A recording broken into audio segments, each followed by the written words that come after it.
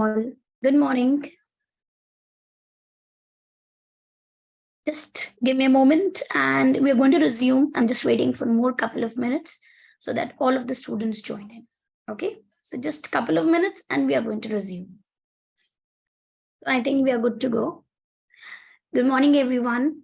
Welcome to your tax lectures for your June 2023 and onwards attempt. I am Anshu Budhia and I'm going to be taking your tax sessions. So I have got an experience of more than 7 years now in ACCA teaching, and approximately, maybe I'm not counted, but maybe more than 6 to 7 batches at least of teaching tax, more than that. So I hope that everybody gets the comfort in these sessions. Few things to discuss and basically to tell you before we start with the session. First, the mode of communication with me is going to be strictly through chat box. I would be unmuting you wherever there is a need to do the same.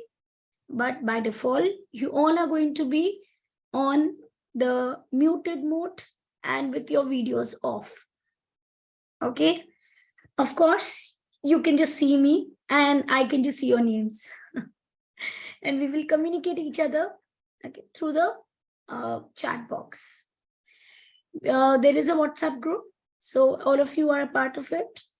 So anything that I want to share apart from the class things, the class notes, topic name, any other thing, then I'm going to take up in the WhatsApp group to share the same. Another thing, guys, I want you all to be absolutely relaxed, but focused, determined, and very sincere in attending your live sessions. Okay, ensure that unless it's very, very and super urgent, you're not leaving your sessions. Okay, that means you're not skipping any sessions, you're not leaving in between, and you have to be regular in your sessions. Only then giving exam becomes and scoring high marks becomes easier.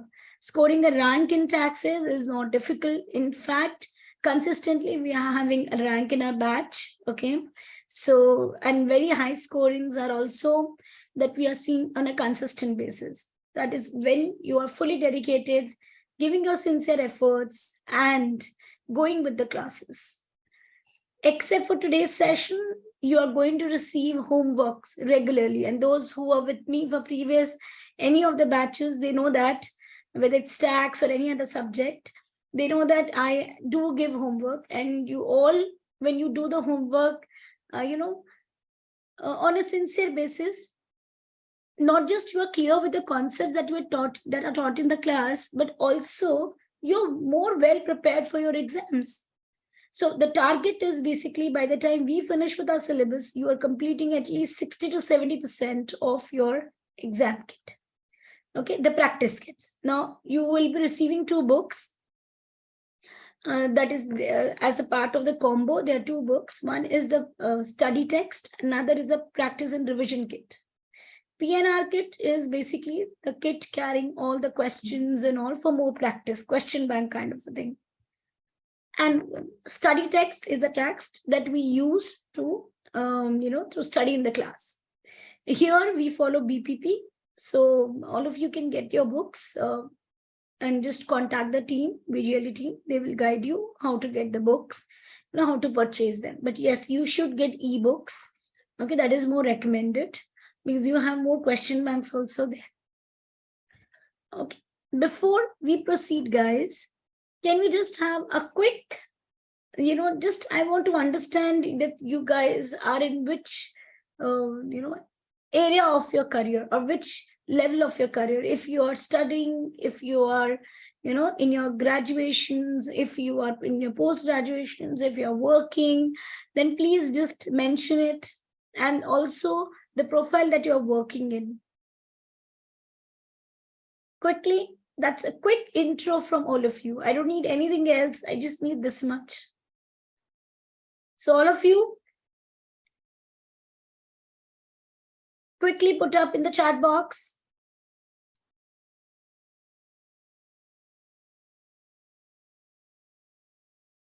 Okay. So Sapna and Lakshay are studying in BCom. What about others, guys? Okay, Rashita, BCom.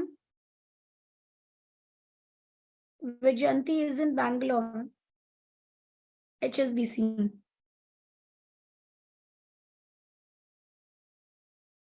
Great, great, Mohit.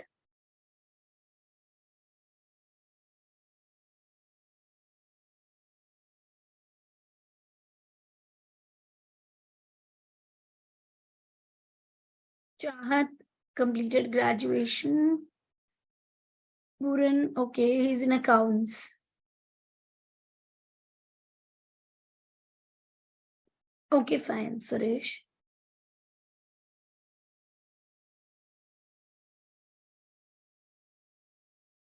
Okay, Dakshish. Fine, so you're working. Sonali is C enter. Okay, great. Quite a lot tax experience. Great. Okay, graduation communications coach. That's interesting. Natasha in Amazon. Doesn't matter. Okay, Lakshmi.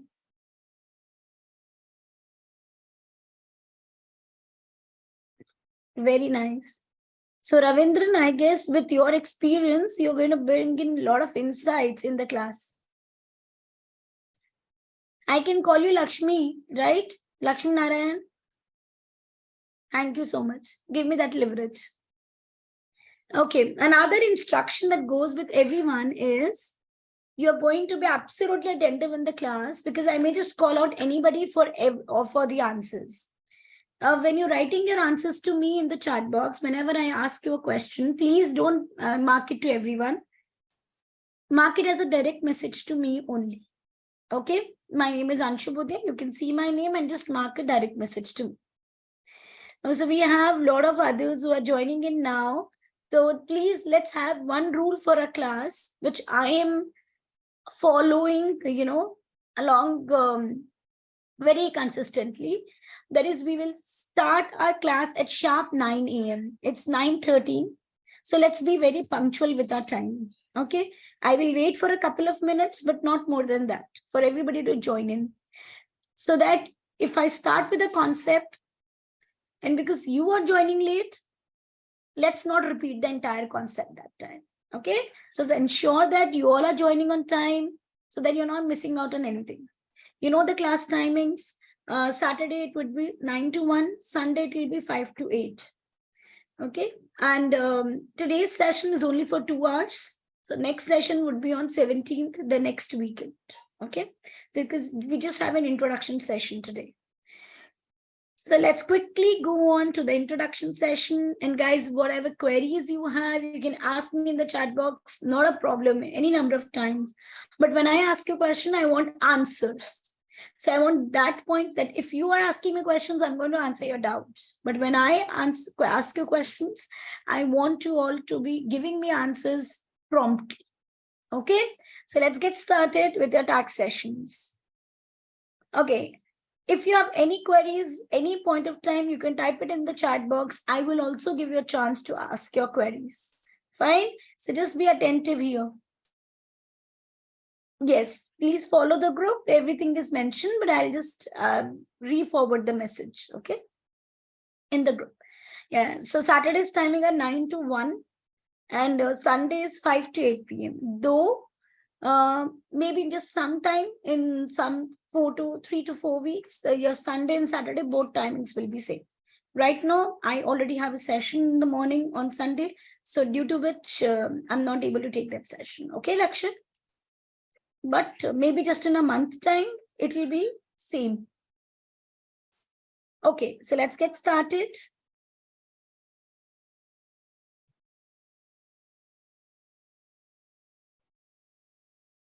I hope my screen is visible to everyone. There's anyone who cannot see the screen? Please put up in the chat box.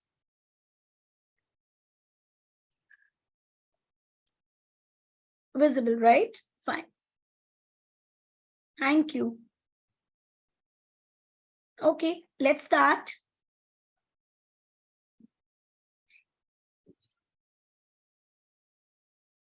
Okay, so basically, if I say a UK tax syllabus, you know that we follow the UK variant for the taxes. So precisely, the syllabus is divided into these 7 categories. From the exam point of view, 6 categories are more important. First category is UK tax systems and their administration things, wherein we cover the interest, penalties, rules, regulations, UK tax laws, not very typically theoretical topic, but some important points. Okay, so all the topics in this area, they cover some of the other important things. Then the second group is income tax and NIC liabilities. What are these? Don't be worried. We will discuss it. Third group is chargeable gains. That's in India, we call it capital gains for individuals. Then we have inheritance tax. Then we have corporation tax liabilities. That's basically the tax liabilities belonging to the companies. Then we have value added tax. That's the indirect tax that way. And then we have employability and technology skills. Most importantly, you are tested for the 6 areas in your exam. We're not going to go typically area-wise, but we are going to go chapter-wise more. Okay, not necessarily in the same sequence, but we will create the blocks, and then based on those blocks, we will be doing the syllabus. Okay, if you guys are aware or not aware, let's make ourselves aware with the exam format. So your tax exam, unlike the other exams, wherein, other skills exam, wherein generally you have in section C 2 questions, but in taxes you have 3 questions. Okay, so you have to ensure your time management right from the start of your questions that I give you in homework, that you do in class, so that you have a habit of time management, so that you don't suffer the lack of time in the exams. Your exam paper is divided into 3 sections: section A, section B, and section C. Please keep listening to me. Section A has got 15 questions, okay, that are objective type questions, not necessarily multiple task questions. You may be having, a question asking you to fill in the figure. You may be having a question to select the true or false. You may be having a question to select any 2 options from the 4, any 1 option from the 4, any 3 options from the 4. You may have a question asking for selecting from the drop down. So these are the different kind of objective type questions that could be asked in the exam. So there are 15 objective type questions, each carrying 2 marks each. Okay, each carrying 2 marks. So the total is 15 into 2, 30 marks. Section A is for 30 marks. Section B is again for 30 marks. Again, you have here 15 questions, but the pattern is different from section A. In section B, you have 3 case scenarios. So each scenario will have 5 questions related to that scenario only. Got it? So 3 cases, 5 questions each, total 15 questions, each question for 2 marks, total 30 questions. Section A questions will each be different questions. So 15 questions will be 15 different questions, not related to each other. Important point to note in section A and section B is, guys, you don't have any part marks. If you're fully correct, you will get 2 out of 2. If you're wrong or you're partly wrong, you'll get 0. You'll never get 1 mark. You'll never get half marks. You'll never get 1.5 marks. Nothing like this. So in section A and section B, please remember, either you will get 0 or you will get 2. Now, section A and B are very important when you're, writing a paper, because these 60 marks, they really define your clearing or getting higher mark. Because these questions can be quickly answered. So generally time can be saved in only these section A and section B. Section C is little lengthy because you have to write over there. In section A and B, you are practically not writing anything except for doing the calculations and typing in the figure. That's all. So section A and B are very quick to score. They're quick to get the marks. But then remember, there is no part marking. So if you're wrong, even if out of 3 questions, if you have to select 3 options and 2 are correct and 1 is wrong, then also you will get 0. So you have to be absolutely perfect in answering. Let's go to section C. Section C has got 3 questions. Now, 2 questions are the syllabus area from which these 2 questions will be asked is clear. Which are those 2 questions? The 2 15 marks question. First 15 marks question will be on income tax, that is our individual taxation. Another 15 marks question is on corporation tax, that is your corporation taxation. And leaving these 2, there is one more 10 marks question that can be from any part of the syllabus. Okay, we call these questions constructed response questions. The reason being, the response for these questions is typed in, okay, in a proper format, and it's completely written by the student. And section C questions are manually marked, manually checked by the examiner.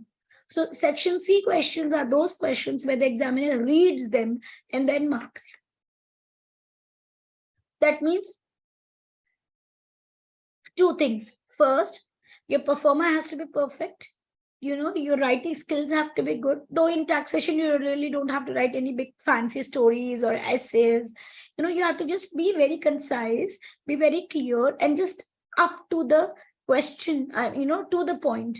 That is, whatever is the requirement of the question, you just have to type in that. Okay. Another good point in section C is, even if you're not fully correct, you're partly wrong, then also you'll get part marks. So it's not here in section C where you will get either 0 or full marks. You'll get part marks also. So that's a very, very helping point. When you're calculating, when you get your marks, this section C part marking also plays a very important role. So this is the total complete summary of your exam pattern. Section A, 15 questions, 2 marks each for 30 marks. Section B, 3 10 marks questions.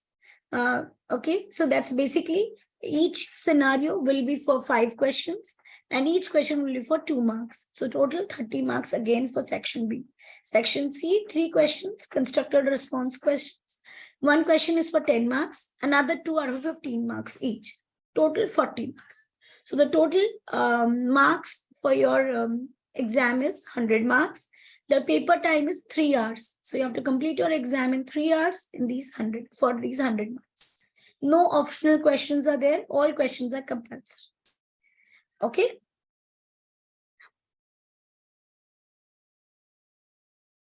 What are the main skills needed that is needed at your end to ensure that you're clearing your exam with wonderful marks and aiming for rank? Manage your information, correctly interpret the requirements of the question.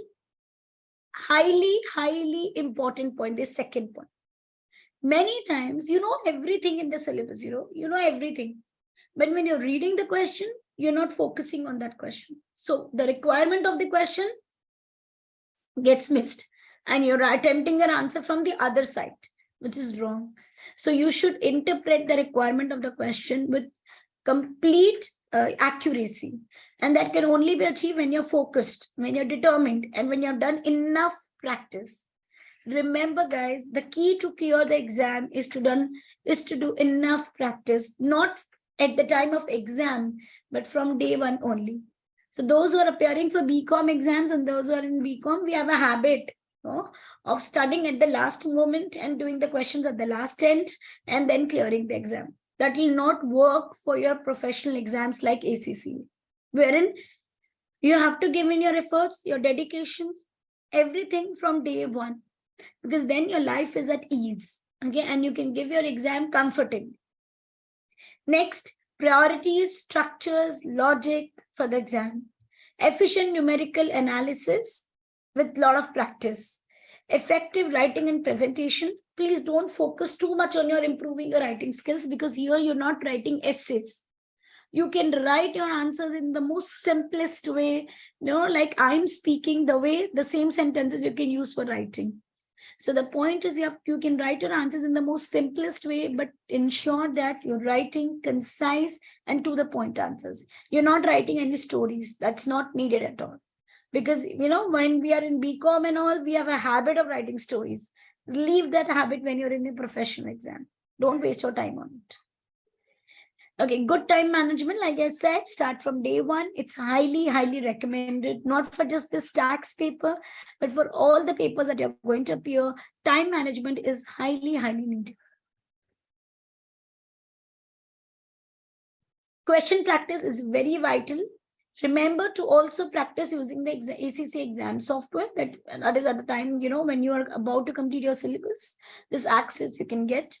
From your My ACCA is also there. From the team, you can get the access. So then you will have a platform to practice more and more on the software. Also, 2 points, please remember from my end. Whenever we are doing questions in the class and whenever you're there in the class, you have to carry pen, paper, and calculator always. Nobody is going to do calculations on Excel. Nobody is going to do calculations on the mobile. Mobile calculator, I don't want. I want you to use the standard calculators that you are going to carry in your exam. Okay, in your exam, you can carry scientific calculator or standard calculator. Okay, but for your taxes, standard calculator is more than sufficient. So just carry your standard calculator every time in the class, because I want you to have the habit of practicing on that calculator, so that the same calculator, when you use in the exam, your fingers move more faster and more accurately. Okay. When we are doing any small questions in the class, unless we are doing a section C question, you would always do it on calculators and give me the answer. The reason being, in your exam, section A and section B cannot be worked out on Excel. You will be only getting calculator to work it out. So have that habit from day one only. But when we do section C questions in the class, that time you will use Excel. Another thing, I would be using Excel to do the calculations in the class, because that's what is needed, right?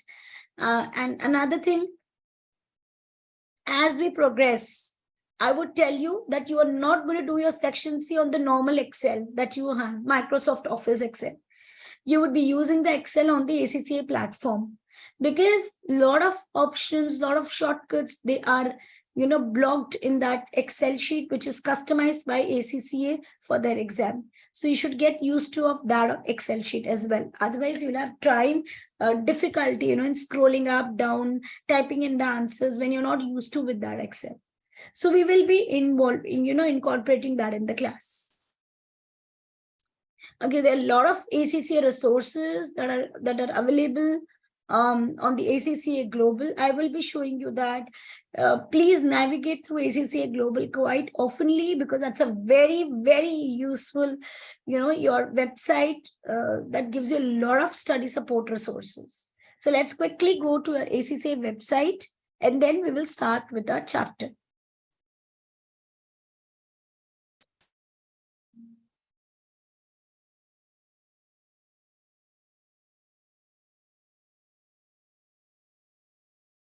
Guys, all of you, have you ever been to your ACCA Global website? Please revert in the chat box. So I want you to revert those who have never been on the ACCA Global website. And be honest. Let's be very honest.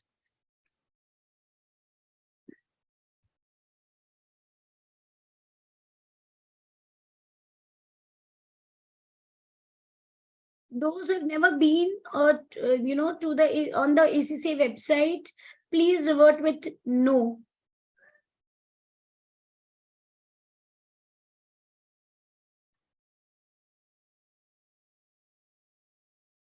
Okay, then let's just navigate through this website, and I will tell you how to make use of the resources that are available here.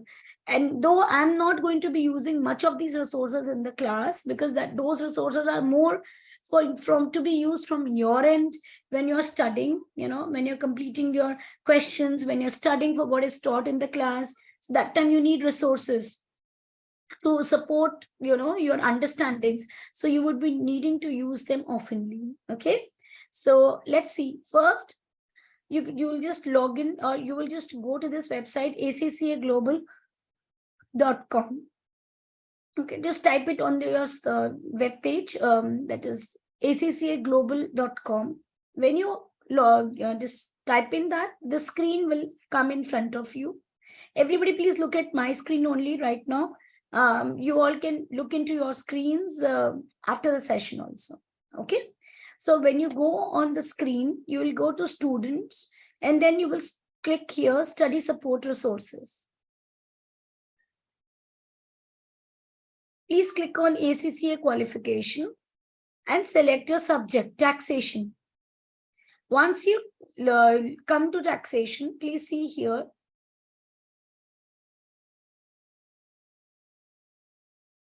You have introduction to taxation, that's okay.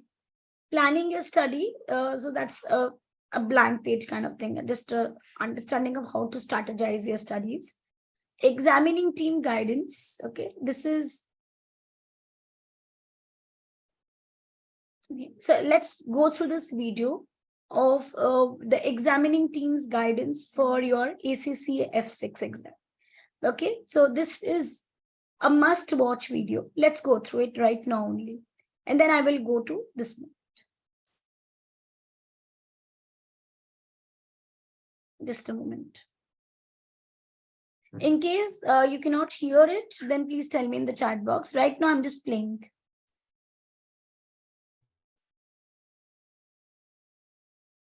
This is a brief presentation designed to provide you with some general advice to help to improve your performance in F6 taxation. I am one of the...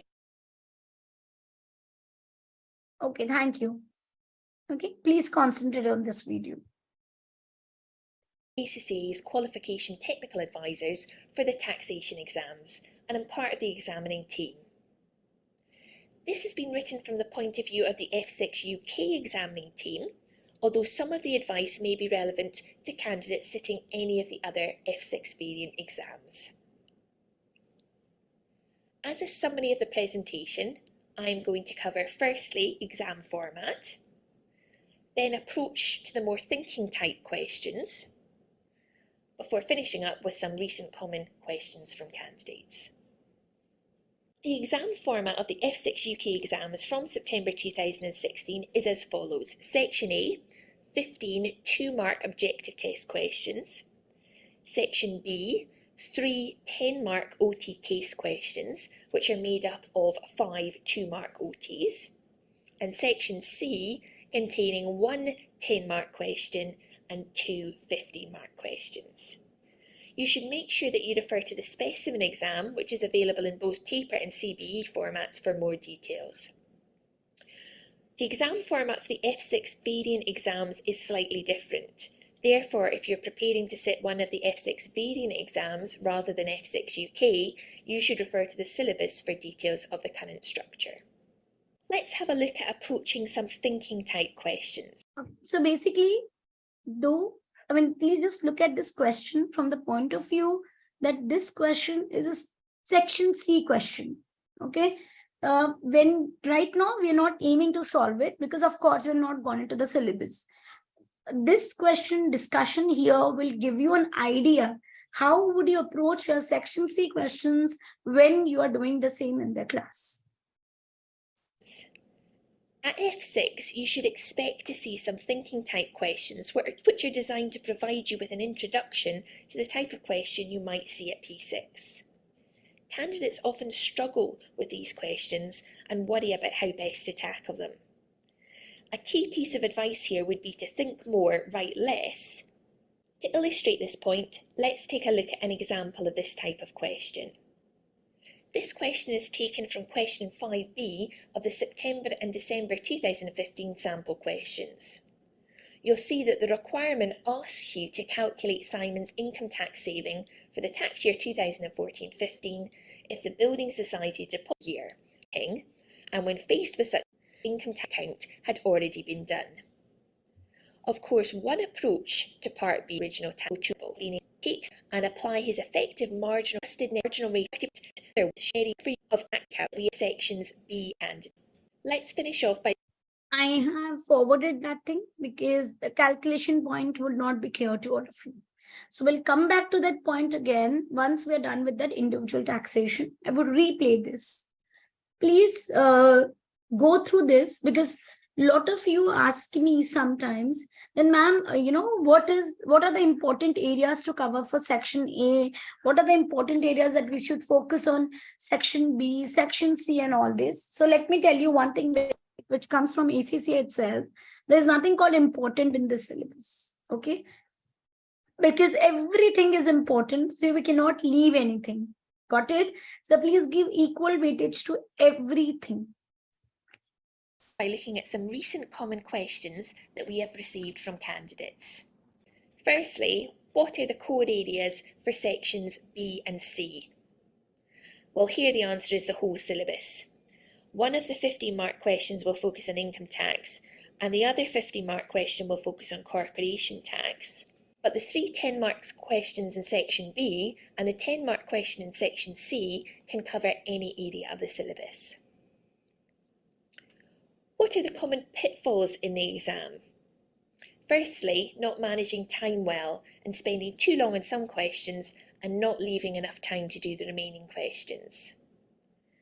Another one is not reading the requirements properly, so not fully addressing the question or answering the question you would have preferred to have been asked.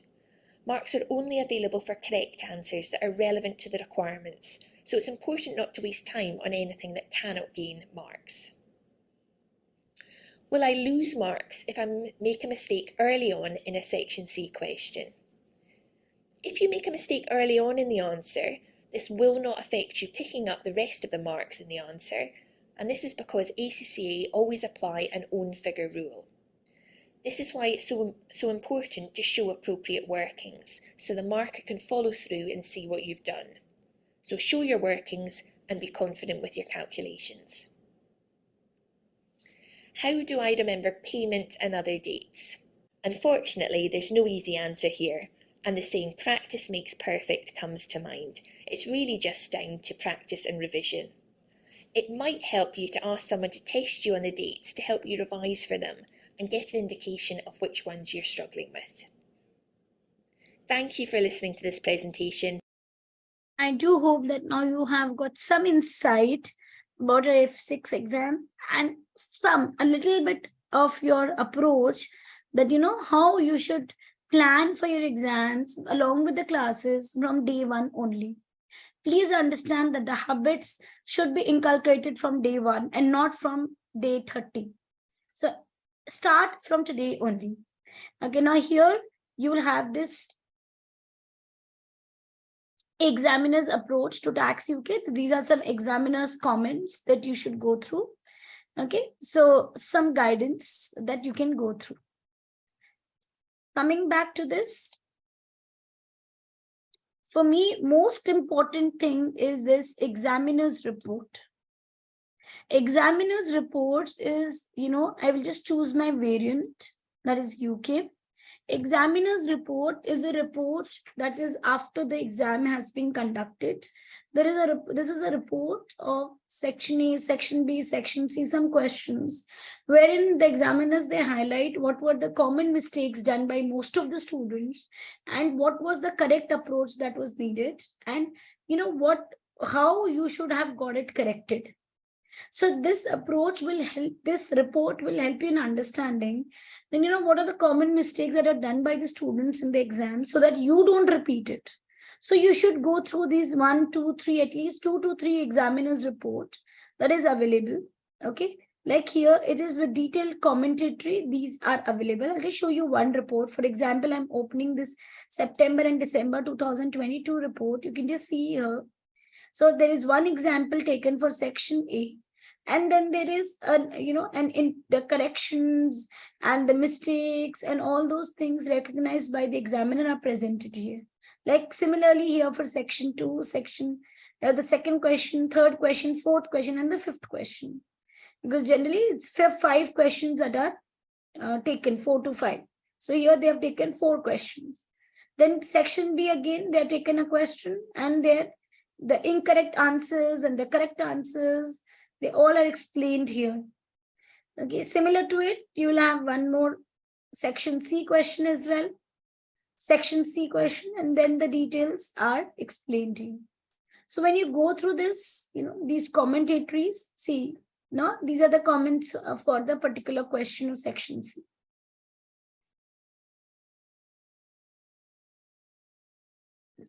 Then the general comments also given. So, but this, when you go through these reports, when you've covered, substantial portion of the syllabus, you would be able to, save yourself from doing the errors that were done by the students in the earlier attempt.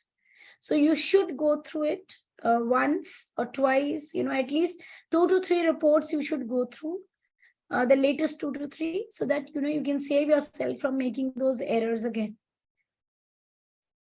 These are very, very important area that you have to cover. Another important area that you have to cover is technical articles.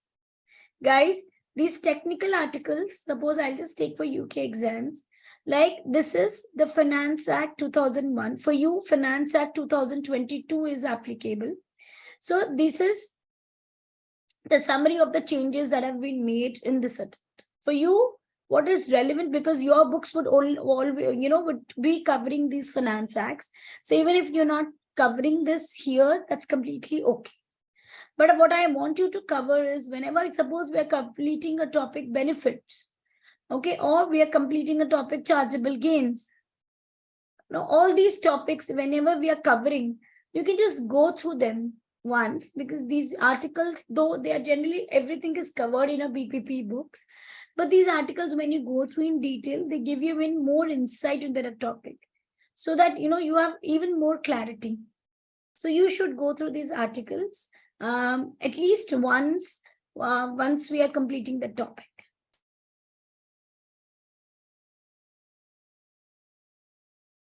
Now here you have a CBE examination, a specimen exam.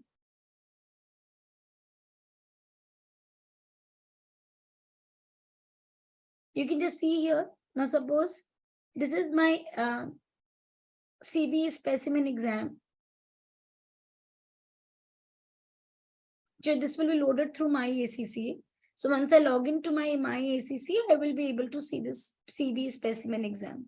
You all can just log into my ACCA and you can find it.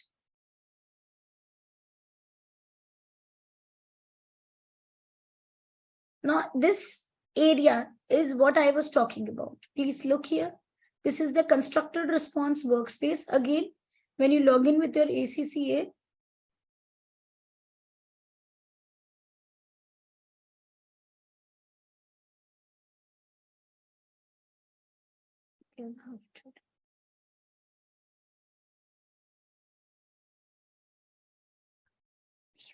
you all can log in through your ACCA, okay, and then you can just find these CBE exams and this workspace available. What is the purpose of this workspace is, remember I told you guys that you should be doing your section C on the ACCA Excel, the exam Excel, which will be available to you in the exam. This is this workspace. So this is a blank Excel available with you, so that you can practice all your questions over there. And it is the same Excel that is going to be available to you in the exam, so that you will become used to of using this Excel. Okay. Now, apart from this, these all features, you have mock test options also available.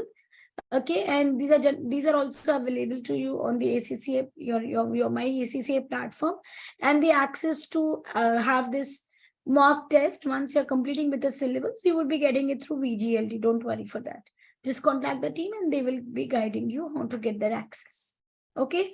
So I think now I don't go through this page of passing percentage, because even if the pass percentage is 2%, 3%, it doesn't matter to me.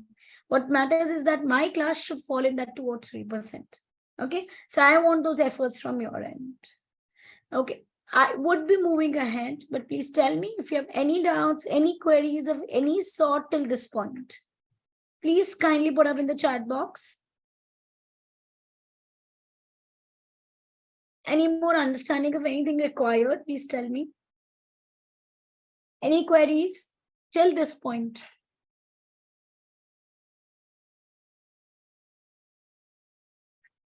Okay, fine.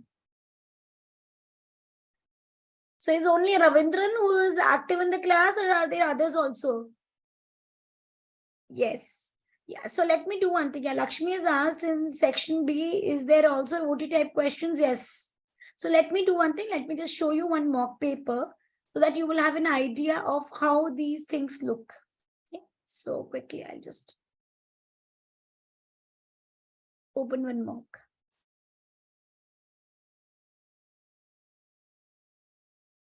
I'm using ebook.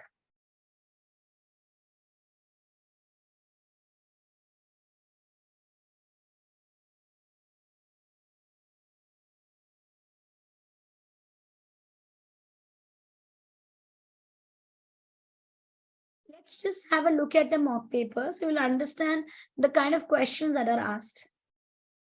Suppose I'm just, showing you this mock.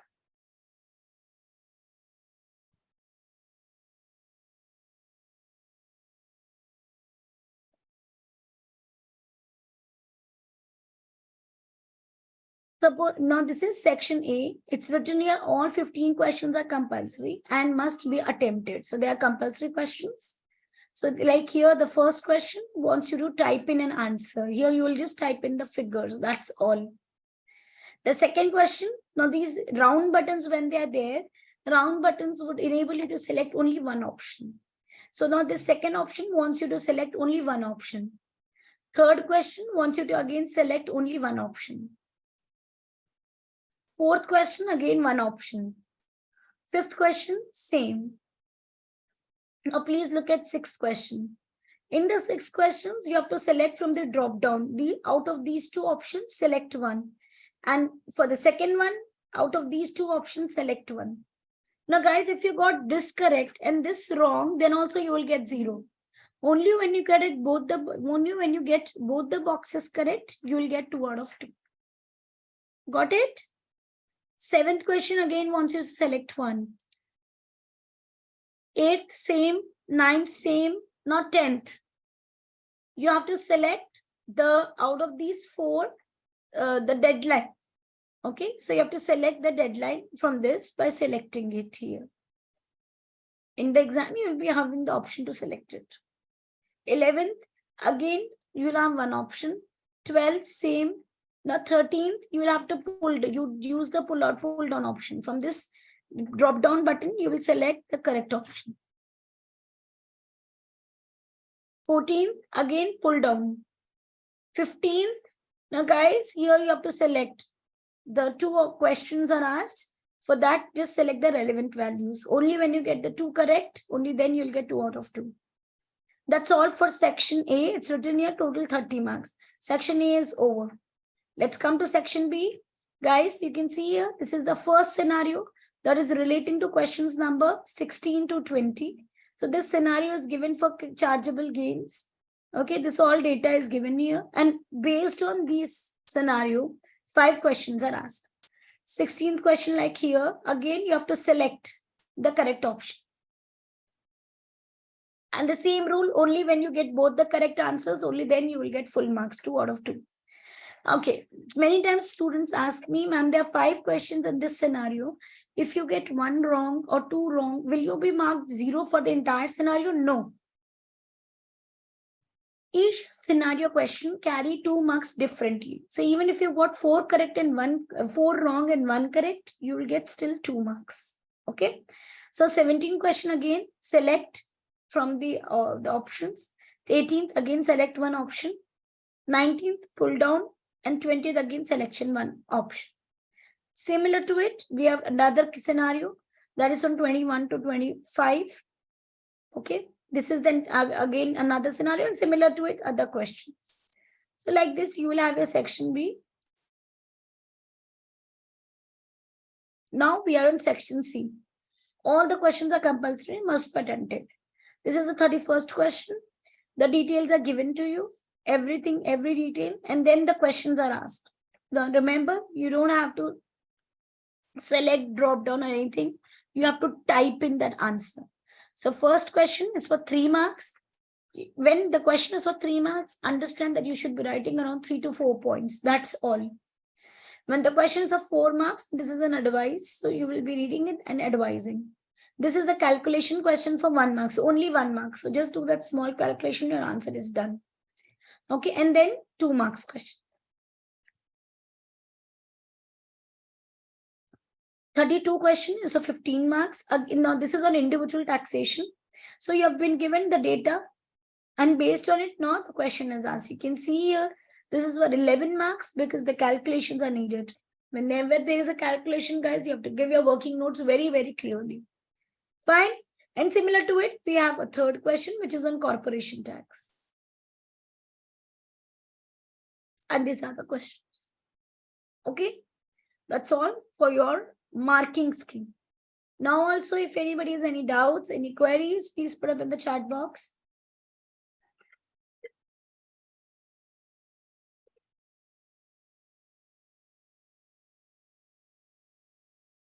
Yes, there are changes, Rishita. For that changes, you should go through Finance Act 2022. Okay, there are changes. Not very, not too much of the changes, but yes, there are.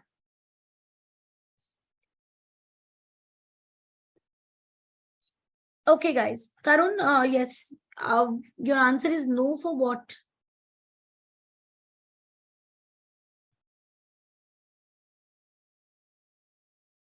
Are you saying that there are no changes between March 23 to June 23? Is it?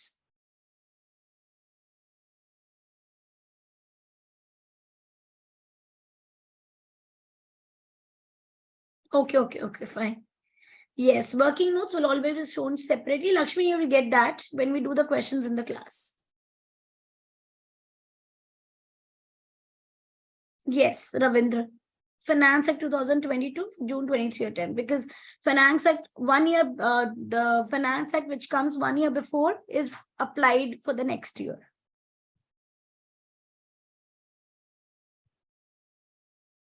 To showcase the calculations to whom? In the exam.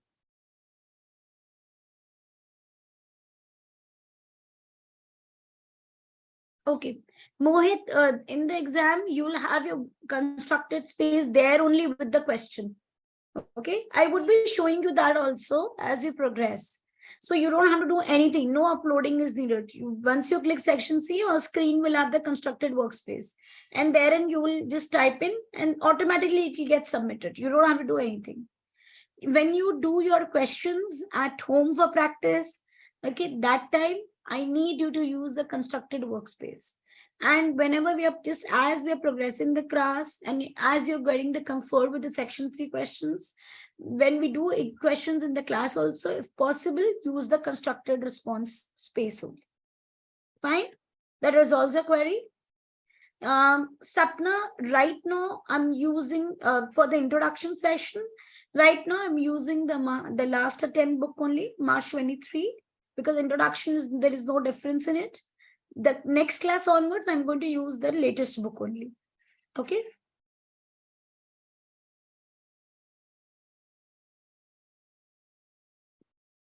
So yes, Rishita, I would update you for this, whether you should be buying the new book or you can continue with the March 23 book.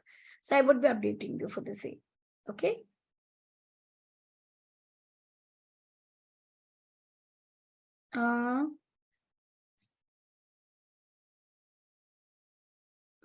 I don't think there will be a difference in studying, but I would advise, like Ravindran asked, ma'am, what if we follow Kaplan? See, guys, when you're doing in the class with BPP, I think to be, on the same platform and on the same lines, I think it's better if you get BPP, because then you can always relate to what we are doing in the class. Of course, the different publishers don't have differences in their approaches because they are using the same contents only from Finance Act.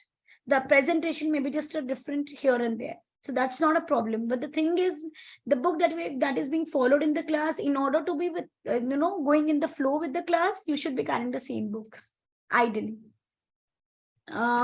Yes, Sapna has asked me, ma'am, is it enough to do practice and revision kit of only BPP? Yes, so there are more than 500 questions here, more than that.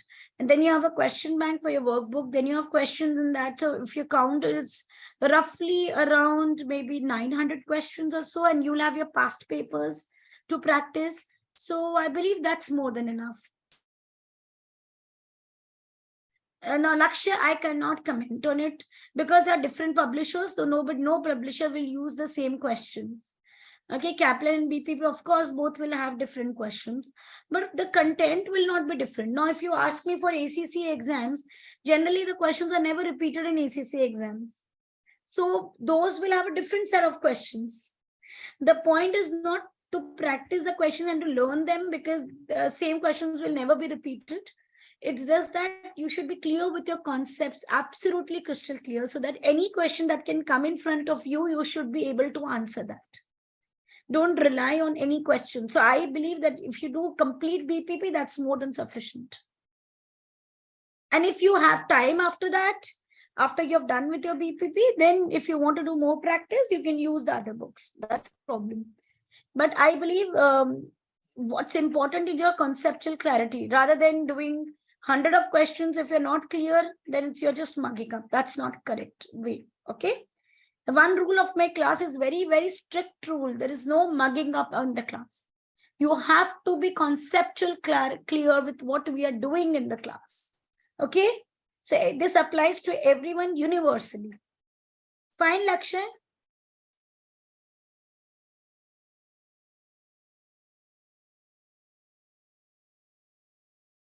And you've been with me before for the earlier classes as well, Lakshay. So you understand that. But yes, doing your past papers is very, very, very important, apart from your PNR kit. So I'll tell you when you should start doing your past papers. I'll do that, okay? Trust me, I'm going to cover first your full syllabus. I'm going to ensure that you all are absolutely crystal clear with your concepts and that you've done enough practice for your exams. Okay, so let's get started with your first chapter that we are going to cover today. That is Introduction to the UK Tax Systems. Now, most of the people, they think, oh, it's the first chapter, so it's going to be very, very easy chapter, and let's not devote too much of time in it. I will let you know. Everything will be discussed in the class, in the WhatsApp group, Sapna. The details have already been shared. I'll forward that message again, okay, today. So that will give you full details, the total hours approximately, then the day when it will be completed and all that. Okay. When you're going to fill your June 2023 exam, just wait. Okay, first assess yourself. Just wait for this, April. Just wait till April. Assess yourself, April, mid and all. That how well are you prepared for your June? Then you go for your June attempt. Otherwise, go for your September attempt. Okay. So only point is, if just see how well you're able to practice. My focus is on how well you're able to practice. Okay. Don't take any of the skills exam lightly. You have to give in that efforts. You have to do a lot of practice in order to clear the exam. Okay. Yeah. So let's get started, everyone. First chapter, Introduction to the UK Tax System. Chapter tells you about, okay, what is the purpose of taxation in the modern economy? What is the structure of the UK tax system? What are different types of taxes? Okay, and another important point they tell you about is what is tax avoidance? What is tax evasion? So let's understand these points in detail.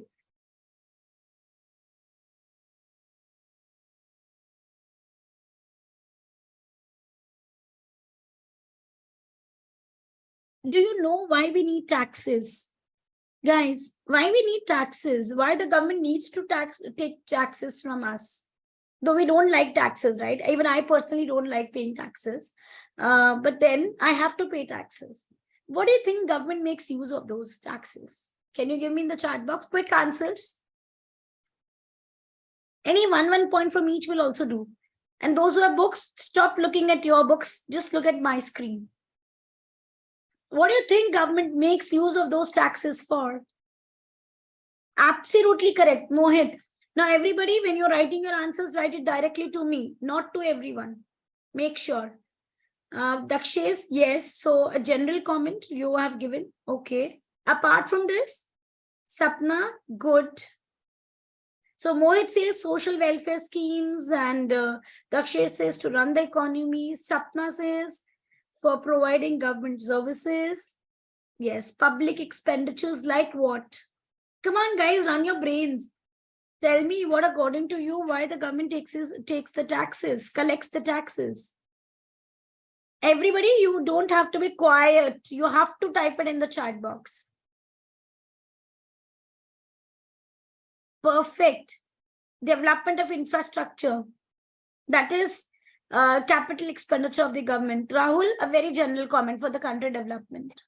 Guys, there are various economical factors that the government wants to run. Yes, for the, for the upliftment of the poor, for better education, for better infrastructure, roads, construction, bridges, for making those smart cities, for providing those health facilities, for the social factors. Yeah, for transportation, for raising those, for meeting out those basic requirements for the standard of living. Yeah, so all those I've listed out is perfectly correct. It doesn't do expenditure only for raising the GDP. GDP is not by way of the government expenditure, but by the overall development of the country. So yes, government do play a part of it by providing better industrial facilities and all. So we need, the purpose of taxes remains the same, whether you are in India, whether in UK, whether in Canada, whether in US, anywhere in the world. This is the core purpose, is to enhance the development of the country by improving the infrastructures, by overall raising the levels of the poor people, so that the country as a whole develops. Perfectly given by all of you. Very good. Okay, let's look at the next point.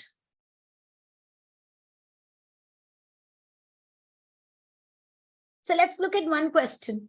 Okay, so let's have some discussion. The UK government uses tax policies to encourage certain types of activities.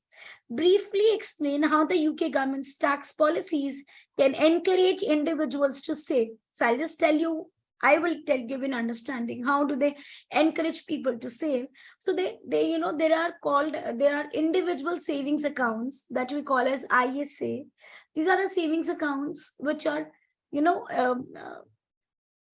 which is a facility offered by the UK government, wherein, we can deposit a certain sum of money in a year with no taxes charged on it. We will earn interest on the same, but they will not be taxed. They will not be taxable. They will be exempt from taxes. So like this, the UK government has got various tax policies to support charities. Okay, that we will study in a while. How they help entrepreneurs to build their own businesses and to invest in plant and machinery by giving them various allowances, by giving them the capital allowances. The UK government, they help individuals to support charities by allowing these charitable contributions that they make to help in reducing their tax liabilities. See, because if I know my tax liability will be reduced by contributing to a charity, I always do. In India, don't we do these ATG donations? Why we're doing it? Sometimes we don't really like making those donations, but in order to get the tax benefits, we do that. So UK government are encouraging people by various ways to contribute to these. Okay.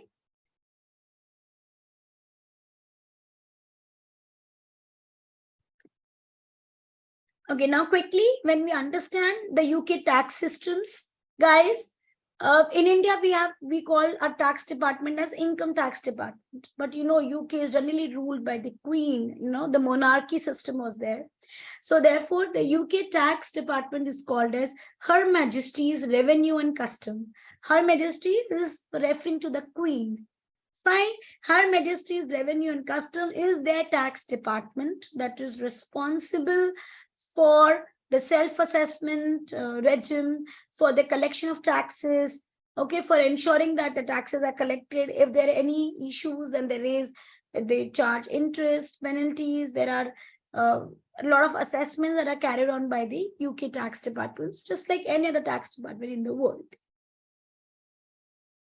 Okay, now the officers or the income tax officers of UK, they are called as HMRC officers. Now, suppose the UK tax department, the HMRC officer, has sent a notice to you that, look, you have an outstanding tax liability. Now, you think that you don't have an outstanding tax liability because you have declared all the income that you had. Now, whom to go? So then you have an option as step number 1 to contact HMRC, okay, against that notice, and then a request for a review by another HMRC officer. So suppose officer number 1 sent you the notice with the outstanding demand. Now you will ask for a peer review by officer number 2. So the officer number 2 will review the order, the calculation, the details, everything done by officer 1. If officer 2 is not convinced by the way that officer 1 is calculated, he may just cancel the demand. However, if he is convinced, he may just uphold the demand and he will say, okay, fine, you have to pay these outstanding liabilities. Now what you will do? Review thing is not worked out for you. Now you will appeal to the tax tribunals. Tax tribunals are like the tax courts, which are specifically designed to discuss the tax matters. So then you go to tax tribunals, and there are 2 tax tribunals, the 2-tier tax tribunal we call it. Number 1 is a first tier tax tribunals, and then the second one is upper tribunal. First tier tribunal is the first step. Now, when you're going to that tribunal, you will first go to first tier tribunal, unless the amount of tax is too much, okay, large amount, or it is a very complex case, or first tier tribunal case you have lost, and again you want to get to a higher authority, so you go to upper tribunal. Generally, all the cases go to first tier tribunal unless the amount is large, the tax amount involved is very large, or it is a very complex case. Only then it will go to upper tribunal first. Otherwise, first the cases will go to lower tribunal, the first tier tribunal, and when you lose over there, then you go to upper tribunal. Now, what if you lose over there also? Which way to next? High courts of that respective states.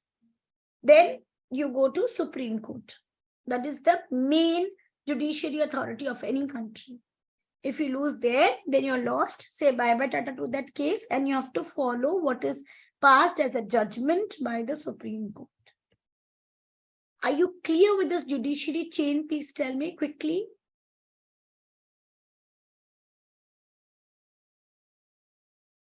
Guys, are you clear? Come on, raise your hand or type it in the chat box.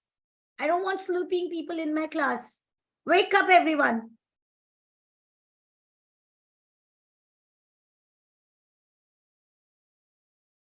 Good.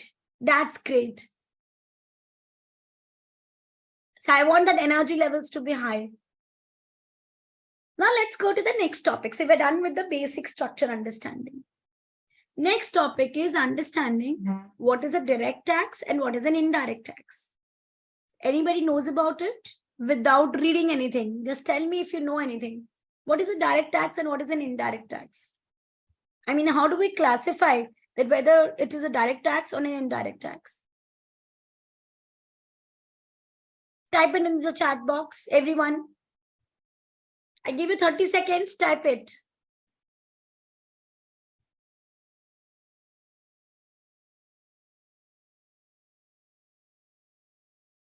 Perfect, Mohit.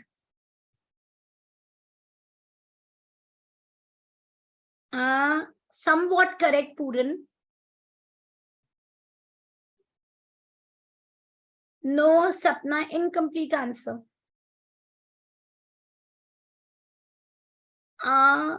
Yes, somewhat correct, Dakshes.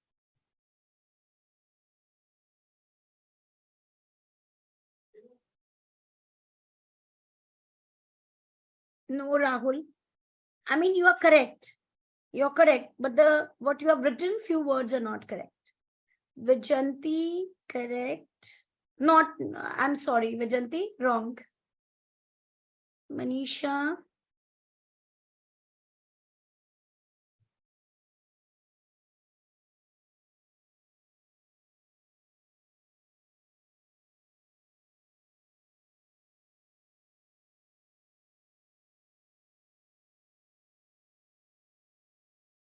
Okay.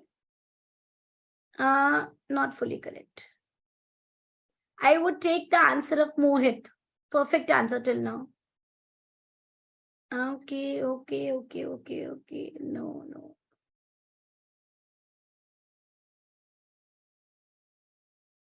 Yes, Ravindran, correct. Lakshya, correct. Very good, Sapna. This one. Correct. Suresh, you have just given examples. So I will just summarize and I would use what Mohit has said, that in a very simple terms, direct tax is where the impact of taxes and the incidence of tax fall on one person. Indirect tax is where the impact and the incidence fall on different people. Too technical, let's keep it very simple. Okay, so I'll just simplify it and I'll tell you what is direct tax and indirect tax. Direct tax is where the tax is charged on the income of a person, okay, of an individual.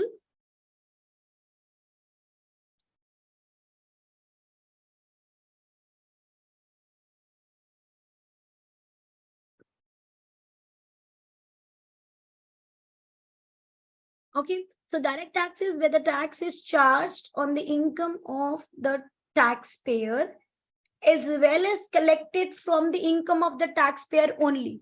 Now, a lot of you have said the term that the income tax is paid by that individual only, directly to the government. Is it so? Sometimes employer also collects from my salary, TDS, and deposits to the government. So then does it become indirect tax? No, because employer is just a medium of collecting tax and depositing it. But actually, tax is getting collected from my income. It is deducted from my income. And instead of me giving it to the government, employer is giving it to the government. Doesn't matter. So the tax is on my income, collected from my income, deducted from my income. Everything is happening from my income only. There is nobody else who's contributing to that tax. So therefore, we call it a direct tax. A tax which is on the directly impacted on the income of the individual that is earned by that individual. Okay. Now, what is indirect tax? We have a purchaser. The purchaser has bought the goods. So the purchaser pays to the seller. When the purchaser pays to the seller, is paying an amount including tax. Now, who is paying that amount? Purchaser. Who is collecting it? Seller. Who is showing in the returns? Seller. Who is depositing it to the government? Seller. So precisely there are two people involved. And I cannot say that it's a liability of purchaser. Okay. It's the liability at both the ends. The purchaser has to pay, seller has to collect. Both are doing their own things and then depositing it to the government.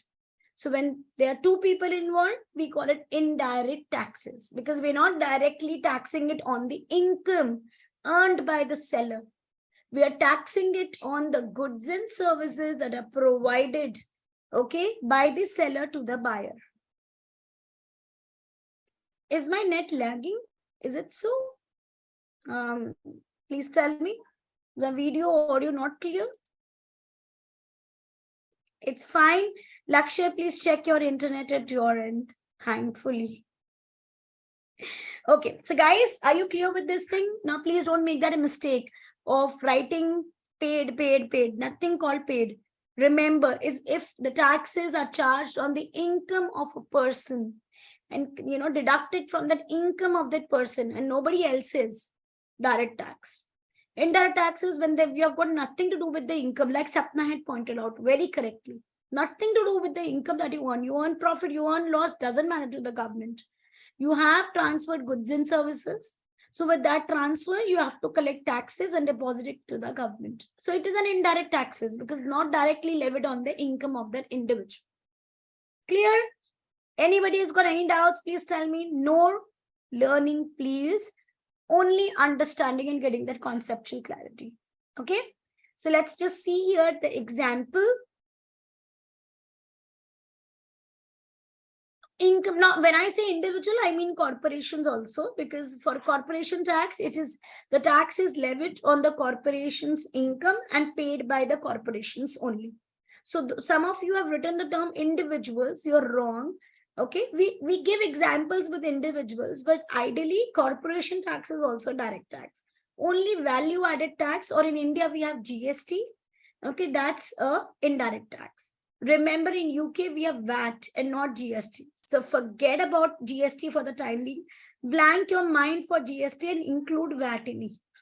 Okay. So income tax, national insurance, what is it? I will tell you once we study that chapter.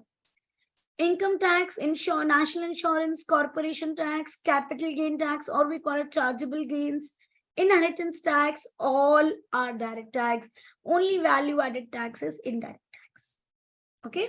Now, what is a revenue tax or what is a capital tax? In a very quick way, simple way, when a tax is charged on the income of an individual or the corporations, we call it revenue tax. Revenue means income earned.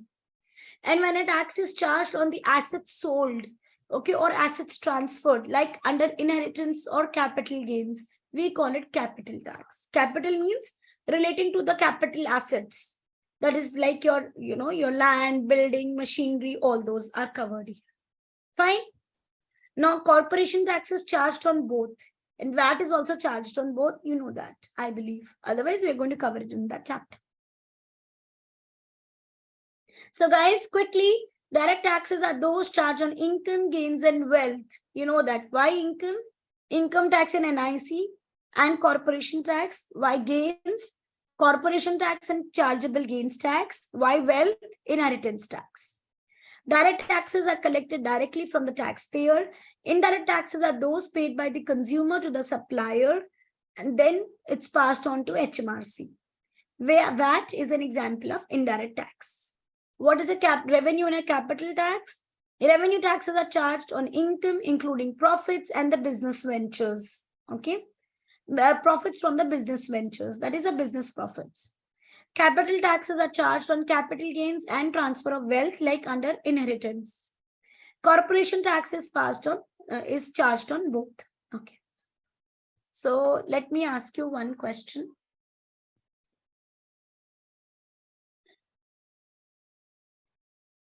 Let's answer this. Identify by clicking on the relevant box in the table below whether the following statements are true or false. Quickly. Okay. Remember, it's for 2 marks, all 4 parts. So when you get all 4 correct, you'll get 2 marks. Let's see who all can get 2 marks. Read the question. Okay. I give you 30 seconds, not more than that. Just select your answer and type it in the chat box. Like, for example, if your answer is true, true, true for all 4 cases, you will write T, T, T, T, 4 times T. So write it in that sequence, T, F, T, T, T, T, F, F, like that. Type your answer in the chat box. Let me see who all get 2 out of 2. Okay. And I want everybody in the class to type that.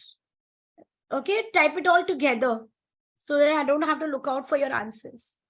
So Chahat, Dakshesh, Lakshay, Lakshmi, Manisha, Mohit, Natasha, Puran, Rahul, Ravindran, Rishita, Sapna, Suresh, Tarun, Vijayanti, Unnati. Nobody is allowed to not type. Okay, quickly type in your answers. You're wrong or right, doesn't matter.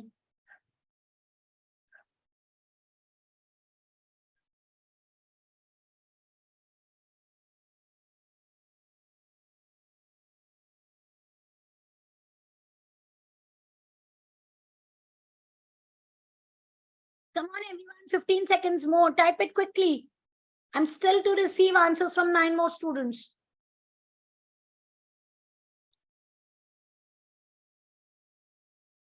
Type it, quickly type it. 5 seconds more. Come on, increase your speed. Type it. Stunning, very good. So let's discuss the correct answer first. Corporation tax is and nobody's going to type now. Okay. Corporation tax is a direct tax on the turnover of companies. So do we pay taxes, corporation tax on the turnover? No, we always pay taxes on the profits. We have just read in the last slide. So it is false. National insurance tax is the direct tax suffered by employees, employers, and the self-employed on earnings. Yes, true. Inheritance tax is the direct tax on the transfer of income by individuals. No, you know that it is a capital tax. So it cannot be transfer of income. So it is false. Value added tax is a direct tax. I will not read further because I know it's wrong. It's indirect tax. So the correct answer is false, true, false, false. FTFF. Let me see who all gave it correct. Don't change your answer now.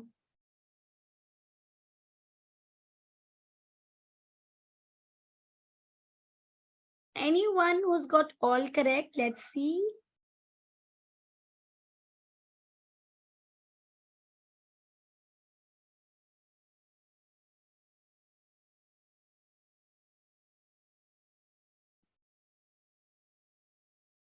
No one.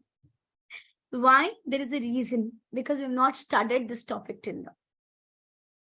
You have answered all correct, Sapna. You have answered it in parts. Okay. Okay, fine. Then Sapna is the only one who's got it correct. Very good. But for others also, I don't say that you're not correct. You all are correct in your own way because we've not completed these topics. But good. What was the point that you should have noted here? Corporation tax is a direct tax. Okay, you've not read the questions properly. Good to admit that. I'll give you quick hints. If I've got this question in the exam and I've not covered these topics, how would I answer it? We have just read that corporation tax is, or any taxes, their revenue taxes are always calculated on the profits. So corporation tax would always be on profits, not on turnover. So when you read turnover, you should have remembered profit. If it was profit, then it is a direct tax. So the first step, you should have got it correct. NIC, you don't know anything, but you read the term earnings, and earnings are definitely income, not assets. So it seems correct to you. You could have written true. Inheritance tax is never on income. It is on capital. So this was straight away wrong. This would have been false. VAT is not an indirect tax. It is an indirect tax. So this is straight away false. So even when you have not covered the syllabus, guys, you still can answer it. Okay, let's improve yourself in the next question.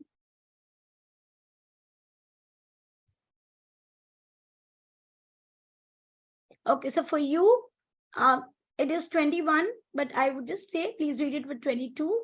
Finance Act 22 will govern the rules for your tax year 22-23. In your exam, you would be tested for 22-23. Now, next topic that I want to discuss here, I'll take it from the notes. Now, these are the notes that I give for every class. I would be sharing it after the class. Okay. These, you don't need to type it anything. These are notes that I've prepared for all of you to read. These are the quick notes. Okay. Now, the next topic that I want to cover is tax year, accounting year, and financial year. Because we need to understand what is a tax year that is followed in UK. Okay, so I want your attentiveness here. Guys, do you know what is a financial year? Anybody has any idea of what is a financial year?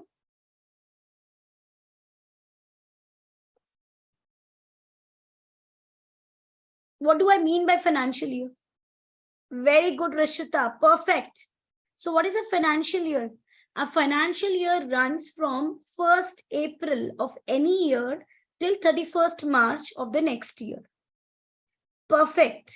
So suppose if I'm doing it for the current year 23, or if I take 22-23, I will say it will run from 1st April 22 till 31st March 23. Very good. All of you clear with it? Yeah, so it is precisely the year, why we call it financial year, because this is the year for which we prepare our financial statements. Okay, like balance sheet, P&L, cash flow, and therefore we call it financial year. In India, our financial year is the year that we use for calculating taxes. But in UK, it is not the same year. Then the other year that comes in is accounting year. What is an accounting year? The accounting year is the year according to your accounting cycle that a company has, the operating cycle of the company. But does it necessarily need to be the same? Not necessarily. Sorry, I'm not using any technical terms, Ravindran, basis period and all. We are not on this.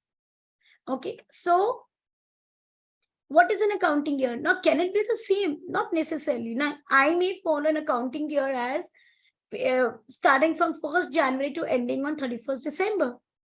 Why? Because I'm preparing my accounts. Okay, I'm preparing my accounts for that period. So I'm preparing my accounts from 1st April, 1st January to 31st December. Suresh may be preparing his accounts from 1st April to 31st March. Mohit may be preparing his accounts from 1st October to 30th September. Okay, so everybody can have different sets of accounts. Yes. Do we have a standard accounting period? No. But then how do we go with the rules when we have a different accounting period for the taxes that we will see in the chapters that come in?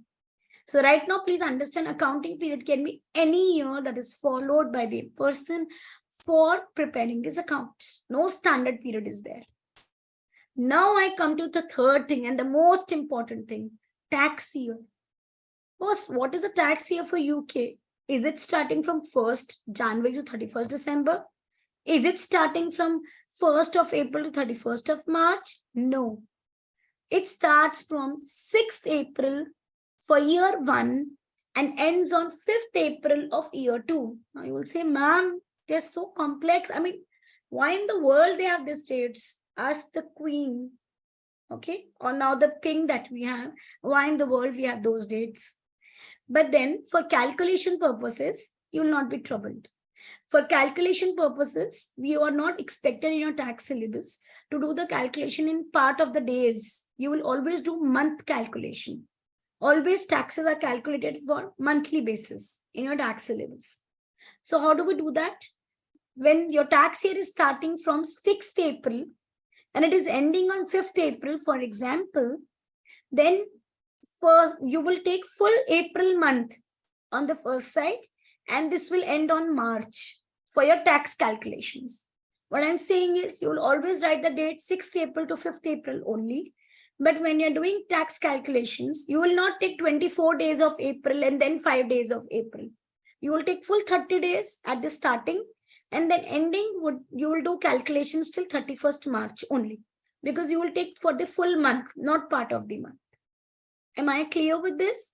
So when I say I have to pay taxes for the full 12 months, I will take full April to March. I will not proportionate it to the number of days. Okay. In your tax syllabus, we will never do it in days. We'll always do it in months. I hope I'm clear till here. So let's take one example. Suppose if I say my tax year is starting from 6th April 2021 and it is ending on 5th April 2022, then it is my tax year 2021-22. Am I clear, everyone? Let's have one question and tell me whether you are clear or not. So let's have one question and two questions. You have to tell me what is a tax year. Okay. Now suppose if I say my tax year is starting on 6th April 2020 and it is ending on 5th April 2021. On the next question, my tax year is starting on 6th April 2022 and ending on 5th April 2023. Guys, in both the cases, please tell me what is the tax year. Please write your answer in the proper chronological order only. Perfect, all of you, very good. Ravindran, first one is wrong. Second one is also not wrong. You don't write it like that. Sapna correct, Rahul correct, Vajanti correct, Mohit correct, Dakshesh correct. Both the answers. Lakshay correct. Chahat correct, good. Rishita correct. Natasha correct. Yes, Ravindran, no, you're correct. Okay, so all those who have not answered, come on, wake up and tell me the answer. Tarun correct.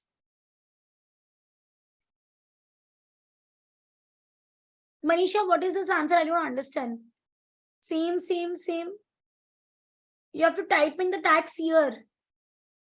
Like this, we have typed in 2021-22. I want this answer, tax year. First one is wrong, Manisha. You have to type in the tax year. Okay, let me do that. Now, what is a tax year? Lakshmi Narayan, very good, correct. Guys, the terminology that we use for tax year is TY. Okay, you're allowed to use that in the exam as well.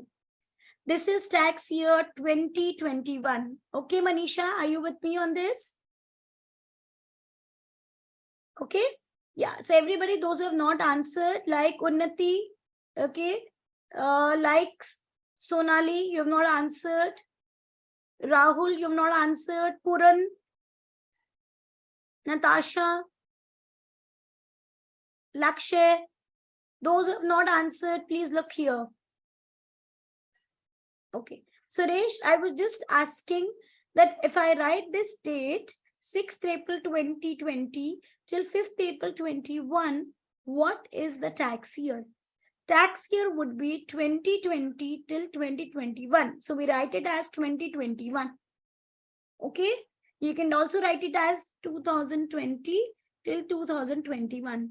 But for, in the exam while doing questions, if I write 2021, that's okay. So are you clear now? Very good, Suresh.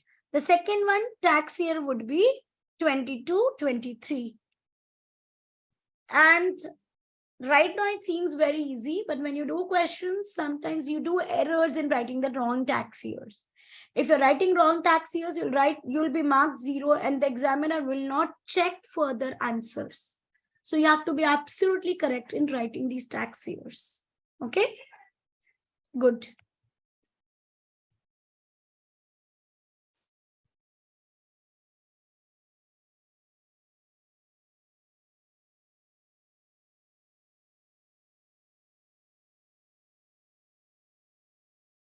Okay, now let's move further. So suppose here I have given one example. Your financial year is from 1st April 21 to 31st March 22, for example. Calendar year can be from 1st January 21 till 31st December 21. Again, a very interesting point. Sometimes, since we're habit of changing the years, so sometimes students do error where they write 1st January 21 till 31st December 22. Don't make this error. Calendar year is always the same year only. And the other years, for example, can be 1st July 21 to 30th June 2022. Tax year will be always 6th April 21 to 5th April 22, or maybe 6th April 22 to 5th April 23.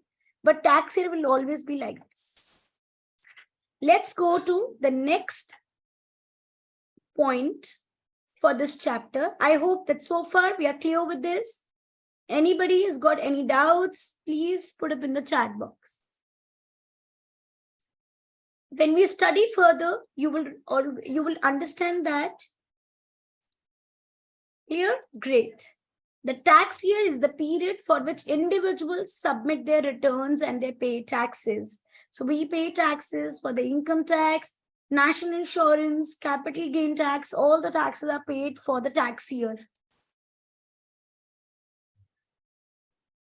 No, there is no standard period of accounting for UK, Sapna. They are free to choose their years as per their own wish. Okay, accounting period. Now, yeah, when I say corporation tax, remember that financial years, they are used for the corporations to pay their taxes. So when we come to corporation tax, that time you will understand it. And corporation tax rates are also financial year wise.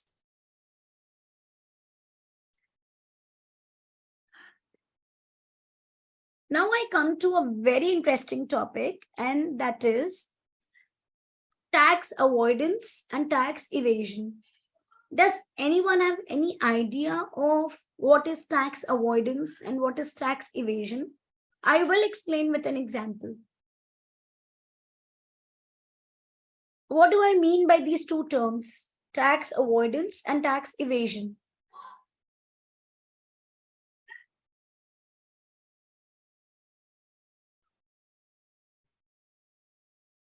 No, it has got nothing to do with moral values, avoidance.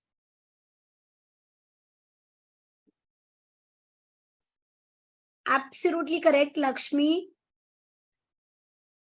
Very good, Puran. Yeah, so Mohit, second part is correct. Okay. Those who are not aware of this, let me make you clear with this. Perfect, Rishita. Okay, so let's take one example first, and then I will go into the understanding of these more.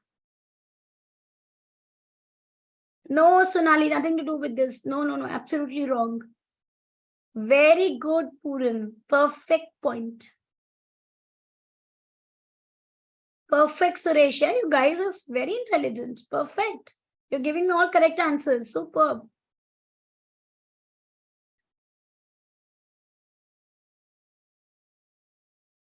Very good, Dakshish. Correct. No, Sapna. No, don't make guesses. Okay, Vajanti. Yes. Okay, so guys, let's come to some examples. I take one example. Okay, now I've got Suresh and Vajanti in the class. Those who have no tax liabilities due. So since they're studying ACCA taxes, now they wonder, why to pay such high taxes. So Vajanti, now I want everybody to stop writing and listen to the example now. Very good, Rahul. Perfect. So what happens with Vajanti? Now she studied the tax syllabus quite thoroughly.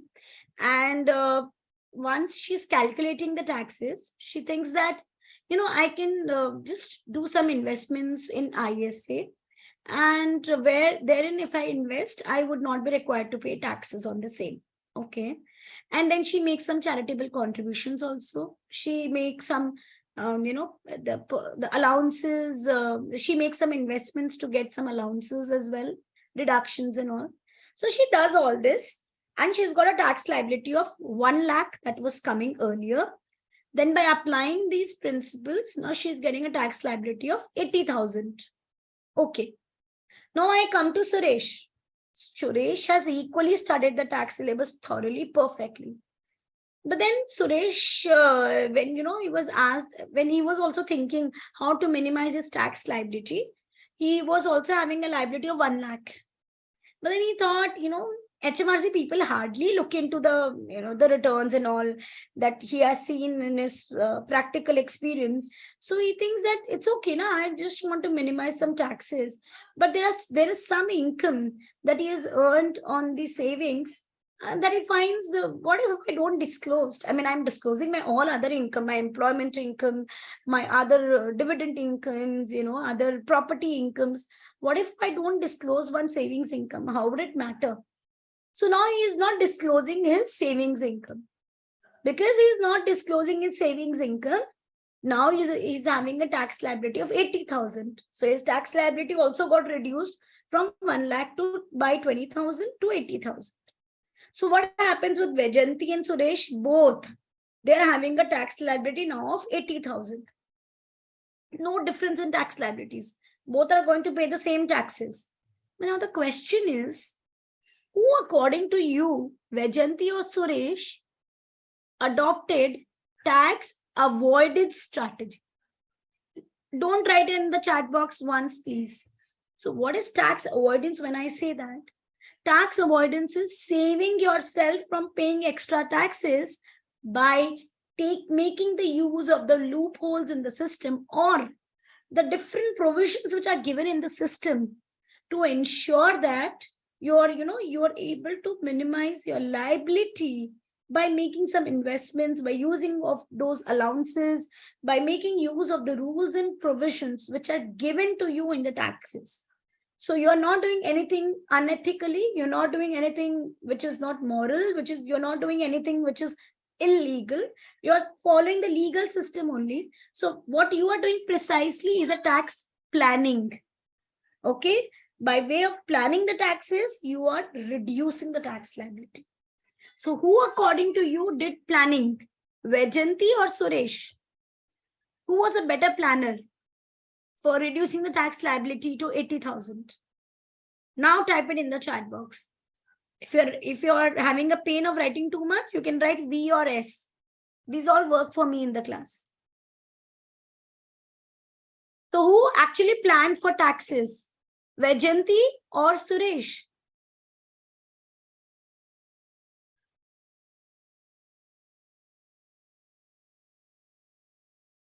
Everyone, I want your inputs. Answer, please. Vajanti or Suresh?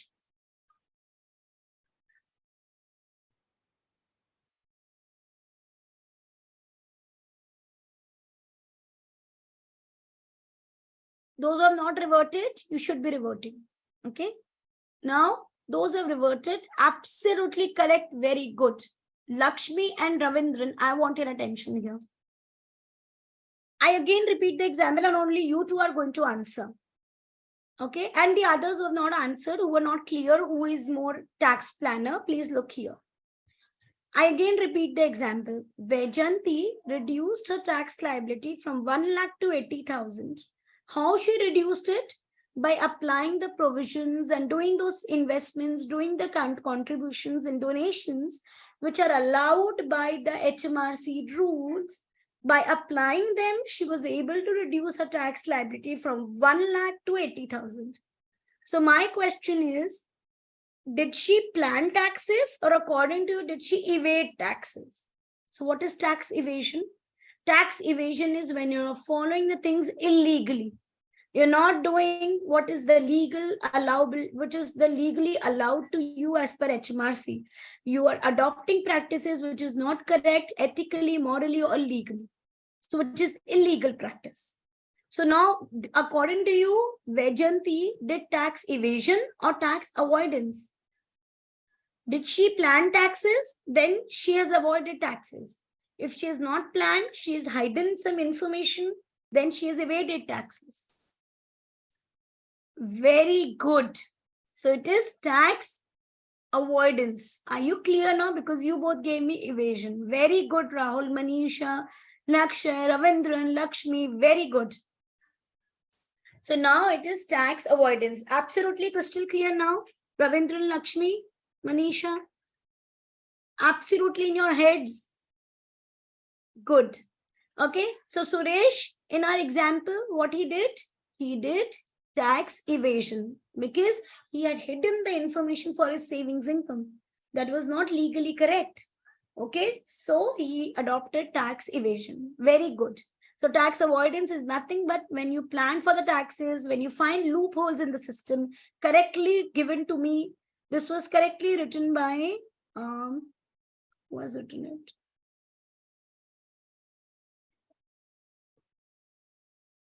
Yeah, Puran. Very good. Correctly written by him. That when you find loopholes in the system, and not just loopholes, actually, it's not just loopholes. It is a practice by which we can minimize our taxes, okay, by following the rules, regulations, and the different sections which are allowed by the income tax. And tax evasion is when you are purposely doing the wrong things to avoid taxes. Okay, that is, you want to avoid your tax liabilities by not following the rules and regulations. That is, you're misleading the HMRC by suppressing information, or you're deliberately providing the false information. This is a hot favorite topic for your exam. Almost every term it is frequently asked. This topic, direct and indirect taxes, and one more topic that I'm going to cover now, frequently asked in the exam. So it is illegal tax evasion. Tax avoidance is using the legislation to reduce a tax burden. It is a legal way.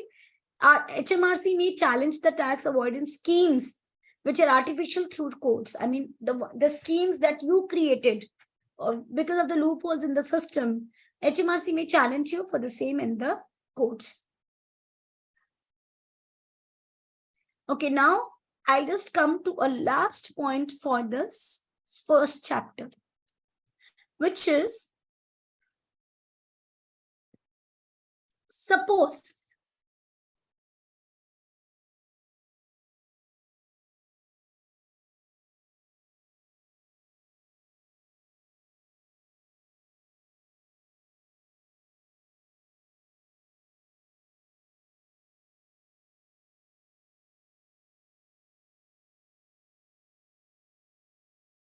Correct. Sapna, perfect.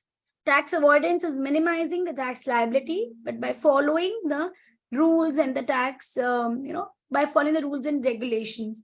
Tax evasion is minimizing the tax liability, but by hiding or misleading the information. Correct. Now, I will just discuss one case. Suppose, now please understand it and attentively listen to it. Again, a very frequently asked point in your exam. If a client makes material error, client means now you're in the capacity of ACCA professional.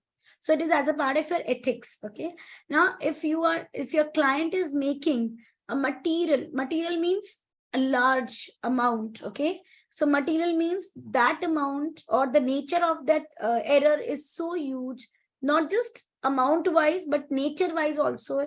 It is so important that it is going to affect the people who are related to it. So that is, it is going to affect the investors, the employees, the other stakeholders. So it is a very important amount. It is not just a very small amount comparing to the turnover of the company.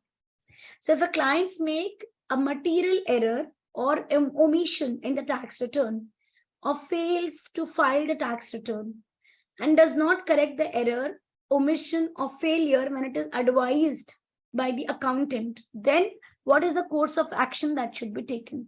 So that's precisely when the client has resorted to tax evasion. So suppose in case the tax is evaded by a client, by what? That is, if any error has been done, which is material, if any information has been hidden, which is material, or if if the returns are not filed, then in that case, what is the role of the accountant? First, the role of the accountant is number one step, to persuade the client that please correct the error, please file the return, okay, please disclose full information of the income in your returns to HMRC. First step is always persuasion. You will going to persuade him. If the client does not undertake the advice of the professional as suggested in step number 1, then the ACCA should refrain from acting for the client and should stop working for him. Got it? So then the ACCA should refrain from acting for the client and should stop acting for the client. Should stop working for him. Number 3, then what should the professional do? The professional should inform HMRC about the cessation of his duty with the client. But most important point, he should not give the reason why he is not working for the client anymore. What is the reason for his cessation? This should never be disclosed to HMRC. The fact that the client has done a material error, there is some, a tax evasion, there's some information hidden, should never be disclosed to HMRC directly by the ACCA. This is your ethics. You cannot disclose confidential information to the HMRC. It is a very frequently asked point in the exam that can as a part of various multiple choice questions also, that can you as a professional, can you inform HMRC that the client has done these errors? You cannot do that directly at all.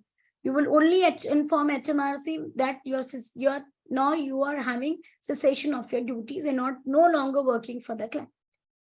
After this, now the next duty step for you as a professional is a money laundering report should compulsorily be made by the professional, and first it should be submitted to the company's money laundering officer, or if the client is a sole proprietor, then it should be submitted to the crime investigation authority of the country. And in case you have submitted to the firm's laundry officer and then also no action is taken, then you can submit it to the crime investigation authority of the country, this report. Remember, if this report is not submitted, then the professional will be charged for criminal offense for tipping off, that you have tipped off the client. So it is compulsory to submit this report. Let's discuss the steps. If you find your client to be hiding material information, not disclosing it, not filing the returns, or you find then that the client has done a material error In that case, your actions as a professional, as an accountant, as an ACCA is number one, persuade the client to correct the error, to disclose the information, or to file the return. Number two, if the client does not do the same as you have suggested, then please stop working for the client, refrain from acting for the client, stop working. Please inform HMRC for a cessation of the duties without giving the reason why you are ceasing to act for the client. Number four, prepare compulsorily a money laundering report, which is to be submitted first to the firm's money laundering officer if they have. If they don't have, or if the sole proprietor is the case, or the money laundering officer has not taken any action, then you should submit this report to the Crime Investigation Authority of the country of UK. And last step is, if the report is not submitted, I mean, it's not a step, it is just as a note. If the report is not submitted, then the ACCA would itself be responsible for tipping off. It will be a criminal offense. Any doubts in here? Please put up in the chat box quickly.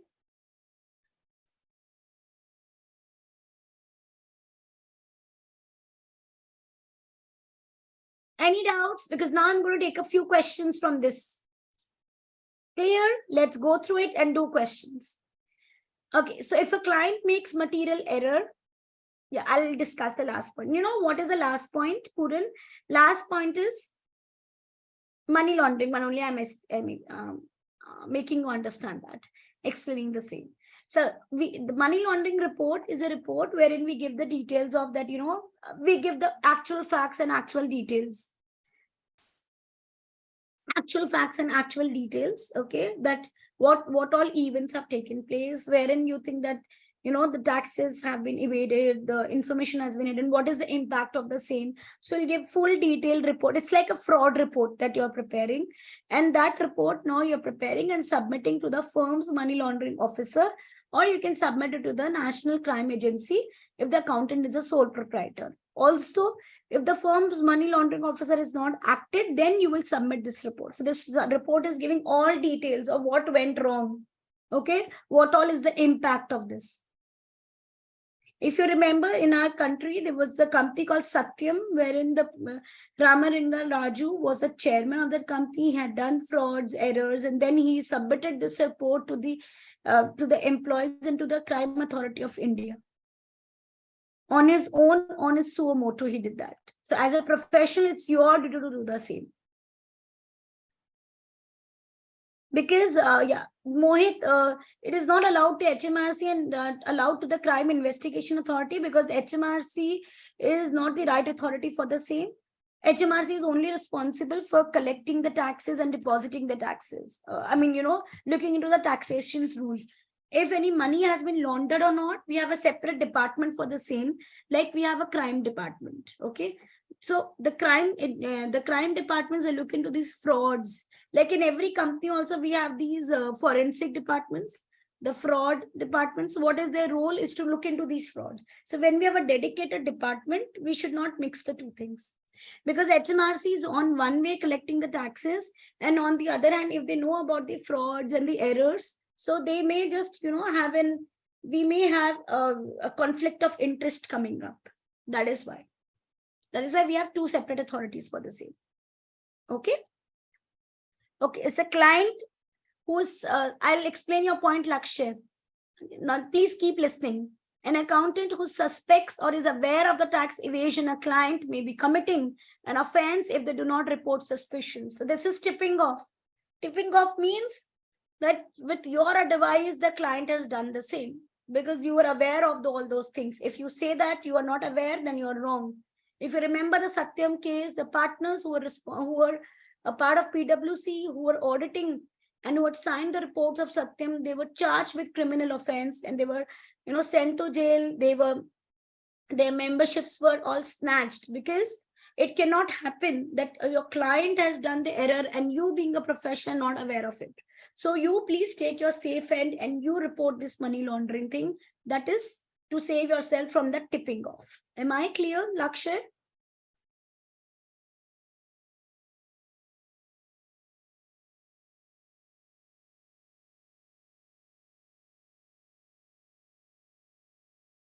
Okay. Okay, last but very, very important point again, an accountant must not disclose to the client or to even any third party. Third party means your relative, your family member, your firm people. Nobody should be made, aware of the fact that you are preparing a money laundering report, okay, wherein such disclosures have been made. If you do the same, if you disclose it to the client, if you disclose it to the third party, then it's a criminal offense. Okay, because you tipped off for the client. Okay, again, tipped off here means you already made them aware. You remember those Hindu movies wherein an informer will tip off the police person that, look, there is a criminal coming, this is tipping off. So if you inform the client already that, look, I'm preparing this money laundering report, he's already prepared for what to answer. So then it's not the report prepared with full honesty. That is why it's a wrong thing. It's a criminal offense. You will equally be troubled. Okay. There are various cases in the past when the ACCAs have been charged with criminal offense for the frauds done by their clients if they're not prepared the money laundering report. Okay, let's have one question. Alec is a sole practitioner who acts for L Limited in relation to the corporation, in relation to its corporation tax affairs. The company has recently submitted its corporation tax return for the accounting period ended 31st December 2021. Yesterday, the managing director of the company mentioned in a meeting with Alec. Alec is the sole practitioner. That is, he is acting in relation to the corporation tax affairs of the company. So he's basically the professional looking after all these corporation tax matters. So the managing director, when he had a meeting with Alec, he told that the company understated the proceeds of the disposal of a plot of land in September 2021. What did he disclose? That, look, the amount that we received from the sale of land, we have shown it at a lower amount. Why? So that lower capital gain tax would be attracted on the same. The director indicated that they did not wish to disclose the two proceeds to HMRC. Okay, the director indicated that they will not disclose it. So that the persuasion step is already over. Explain why the understatement is a tax evasion rather than tax avoidance. I think you know that, because understatement means you're deliberately hiding information, you're deliberately showing low information. Okay, low amount in order to save yourself from taxes, but by illegal means. So yes, it is a tax evasion and not tax avoidance. I hope everybody is absolutely crystal clear with it. Any doubts, please ask me. Explain in brief how Alex should deal with the suggestion from the director that the two proceeds should not be disclosed to HMRC from the ethical viewpoint. So from all those steps, quickly type it in the chat box. What is the first step that Alex should do? First step only. Let's see who gives it correct. Lakshmi Narayanan, my question is very simple. Explain in brief how Alex should deal with the suggestion from the director that the true proceeds should not be disclosed to HMRC. The director has said that they will not disclose the true amount that they have received from the sale of land to HMRC. And the director indicated that they did not wish to disclose the true proceeds. So then what should Alex should do first?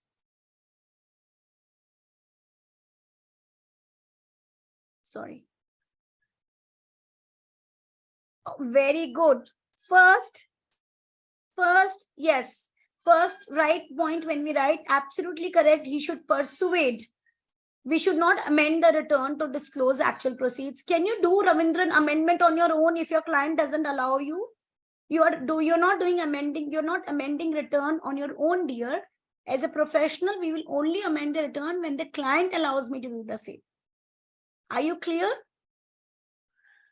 So Manisha, you are correct. Very good. Sapna, you are correct.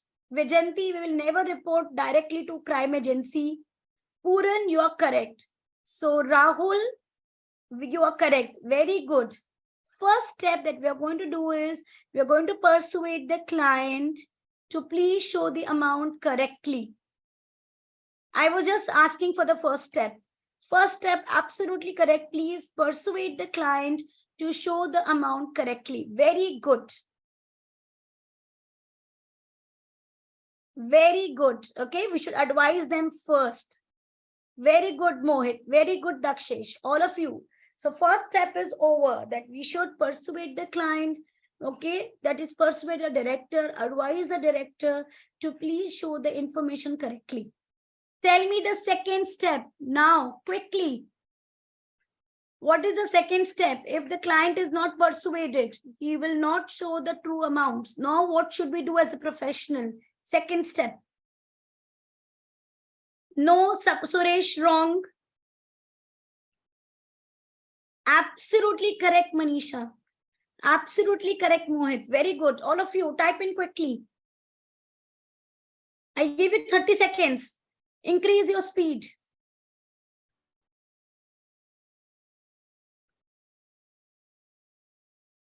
We will not give a report to ACCA. Second step, absolutely correct, Dakshesh, half part. Very good, Vajanti. So Vajanti, Dakshesh, Mohit, Manisha, all of you are correct. Unnati, no, we will not directly report. Second step is you will refrain from acting for the client. You will stop working for the client. You will no longer work for the client. Very good. So first step, leave about signing the report, Sonali. We are not going to work for the client. We are going to resign. First step is persuade the client. Second step, stop, refrain, or stop working or refrain from working for the client. Stop working. What is the third step? After you stop working for the client, what you should do? Let me see who all remember. All of you, quickly put up in the chat box. Very good, Mohit. Come on, Chahat, I want your answers. Lakshay, Lakshmi Narayan, Natasha, Puran, Rahul, Ravindran, Rishita, Tarun, Suresh, Unnati. I want your answers, guys, quickly. What is the third step? Very good, Chahat, absolutely correct. Puran, correct. Vajanti, correct. Ravindran, correct. Very good, Manisha, perfect. It is not agent, Ravindran. Don't use the wrong terms. He's not an agent for the company. He's a professional, right? Okay. All of you, very good, correct. Third step is you will inform HMRC that you stop working for the client without giving the reason for why you have stopped working for the client, without giving the reason for the same. Got it? Very good. Very good, Lakshya. Now, third step done. Which is the fourth step? After you have informed HMRC and you have not given the reason for why you're stopping to act for the client, what is the fourth and the final step? Very good, Sapna. Perfect. Come on, guys, quickly. Very good, Lakshay. Absolutely correct. Puran, correct. Ravindran, correct. Very good. Mohit, perfect. Who said Dakshesh inform CIA? Guys, did I ever speak about CIA? CIA is in US. Why would I talk about CIA? Dakshesh, come back to our world, accounting world. Come back, please. Manisha, perfect. Very good. Others? Come on, people, answer. It's not something out of the world that I've asked. Come on, answer it quickly. Perfect, Suresh. So the correct answer is fourth step. To submit a report to the submit a report to the money laundering officer of the company or crime investigating authority of UK or of the country in case the client is a sole proprietor. You can see that here the client is not a sole proprietor. No, client is a company. Client is a company, not a sole proprietor. So he should prepare a report and submit to the crime investigation officers or money laundering officer of the company. And if it is not resorted over there, then he will submit it to crime investigation authority of the country. So which are the 4 steps? Number 1, persuade the client. Number 2, stop working for the client. Number 3, inform HMRC without giving a reason for why, inform HMRC of the cessation and without giving a reason for the same. 4, prepare the money laundering report and submit it to the money laundering officer of the company or the crime investigation authority of the country. Yeah, the last point, Vijayanti, is you're preparing a money laundering report and submitting it to the money laundering officer of the company or to the crime investigation authority of the country. First place, always you will submit money laundering report to the money laundering officer of the company. Consider this is the last step, Vijayanti, making the money laundering report to the firm's money laundering reporting officer or the National Crime Agency if the accountant is a sole practitioner. Now, in this case, you can see that accountant is a sole practitioner.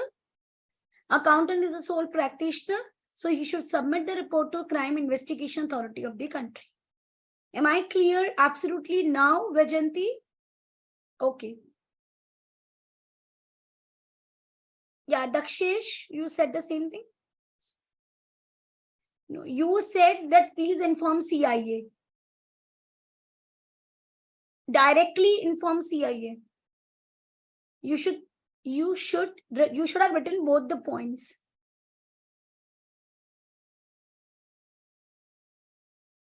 Okay, Sapna, wait, I'll clarify it.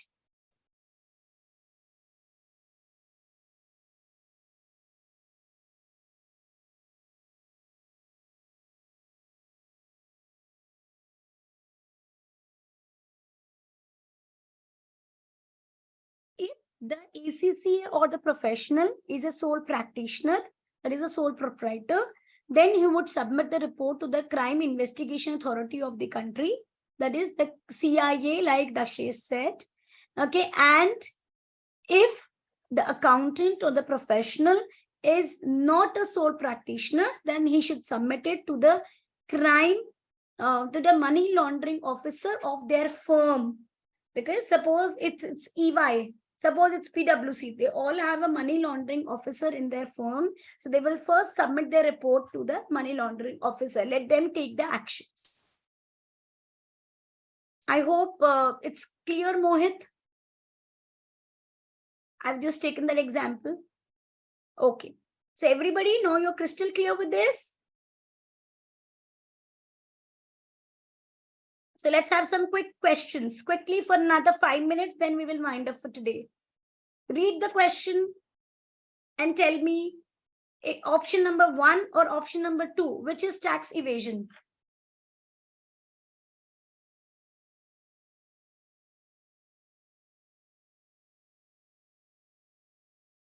Come on, everybody can type it in the chat box. Option number 1 or option number 2, which is tax evasion.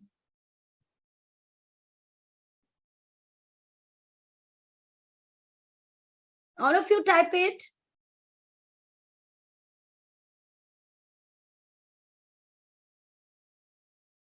Dakshesh, I will just come to this point. You have mixed up 2 things. I will just come to this point. First answer this, then we will discuss. I just want to know which is tax evasion, 1 or 2. So just write your answer 1 or 2.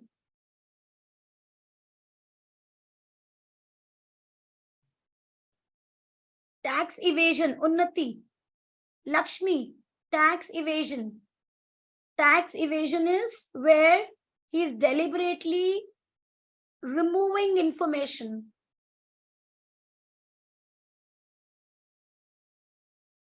So the correct answer is option number 1 and not 2. Why?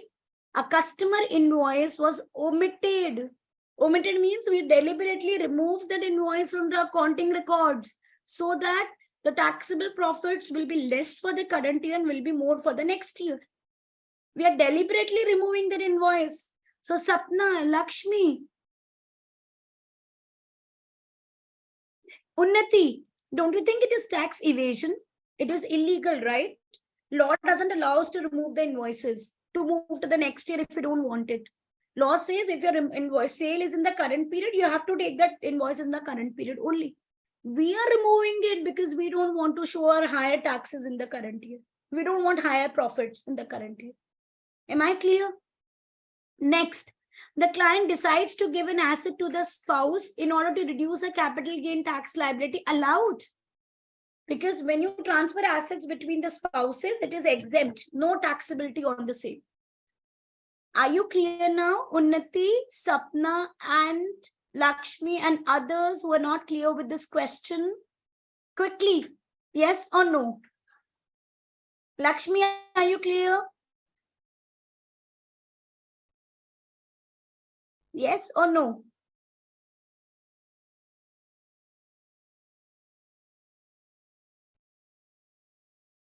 If you still have doubts, please put up in the chat box. Okay, great. Okay, so yes, perfect. The correct answer is 1. Okay.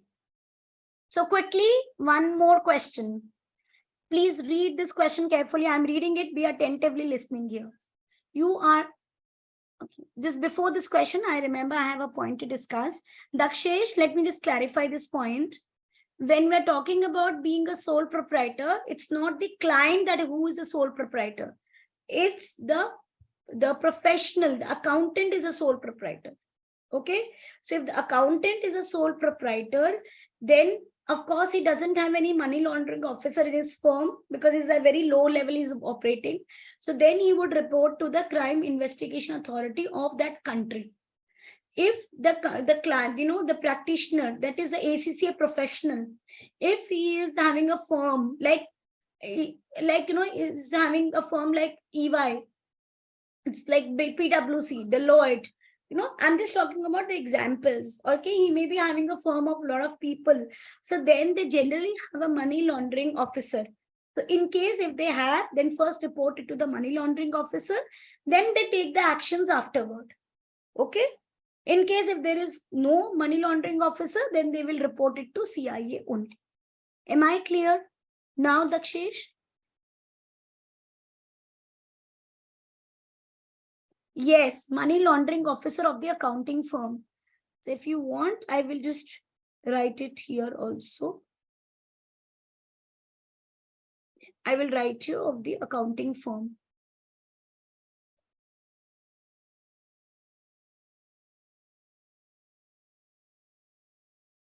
Okay. Never mistake it as it is a money laundering officer of the client, because then you're informing the client only. Okay, let's quickly do this question. You're a trainee chartered certified accountant and your firm has a client who has refused to disclose a chargeable gain to HMRC, refused to disclose. From an ethical viewpoint, which two of the following actions could be expected of your firm? So which two actions will be taken by a firm? Quickly, A, B, C, D. Just answer me like that. A, B, C, D. Which two options you're going to select? And remember, guys, it is a square box here. If your question is square box, it is more than one option that you have to select. A, B, C, D. Which two options?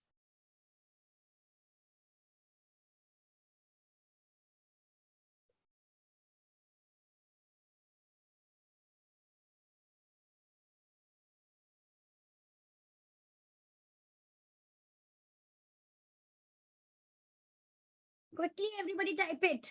Then we will see who all are correct. Everyone type it A, B, C, D. Just select two options.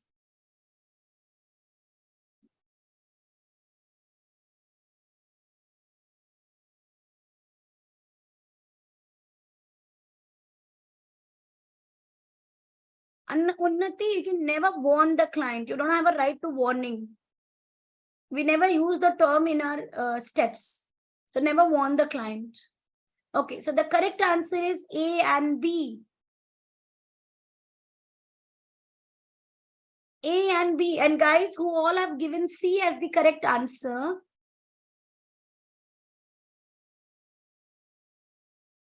Correct, Suresh. See why it is wrong. I told you. Do we ever inform HMRC of the non-disclosure? Do we ever give a reason to HMRC that why we are ceasing to act for the client? Never. So C is absolutely wrong. Those who have answered C. We will only inform HMRC that we are leaving the services of the client, but we will never tell them that there is a non-disclosure. We have understood this step. You remember? And I told you it is a frequently done mistake in the exam, which some of you did now. Don't repeat it in the exam. You will never inform HMRC for the reason why you're leaving. You will only inform HMRC that bye-bye Tata, I'm leaving. Okay? That I've left for this client. You will never give a reason that it was non-disclosure. So C is wrong. D is wrong because by default, you will never warn the client. You're not those, bouncers who's going to warn somebody. Never. Warning is never a right of you as an accountant. You will just persuade the client. Okay? But you will never warn the client. So C and D straight away wrong. Those who got it wrong now, are you clear? Lakshay, are you clear now? Unnati,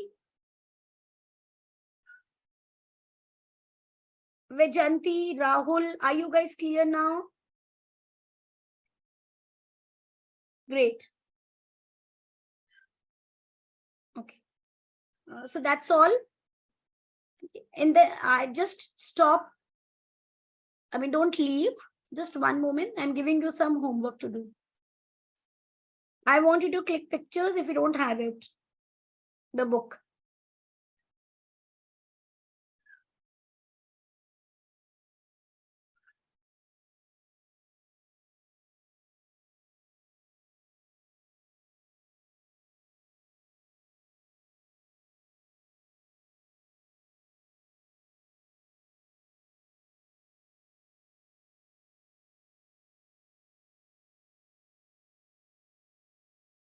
This we have done. No homework questions for today. Yeah, no homework questions for today. Like I said, today we have a very short class. Since it's an introduction class, from the next Saturday onwards, tomorrow there will be no class. From next Saturday onwards, we will have a regular sessions 9 to 1 on Saturday and Sunday 5 to 8. Before leaving, I do hope that the first session was understandable by everyone. And I do hope that you all are going to enjoy taxes. So any questions, any queries anybody has, please put them in the chat box.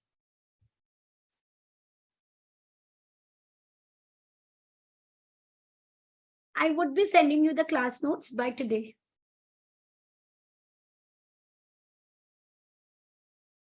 Okay, so I guess now we can just call it a day.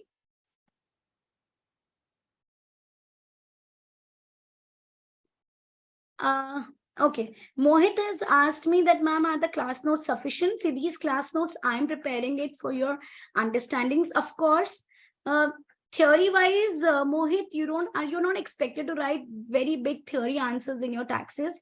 You're required to answer the questions by applying the taxation rules.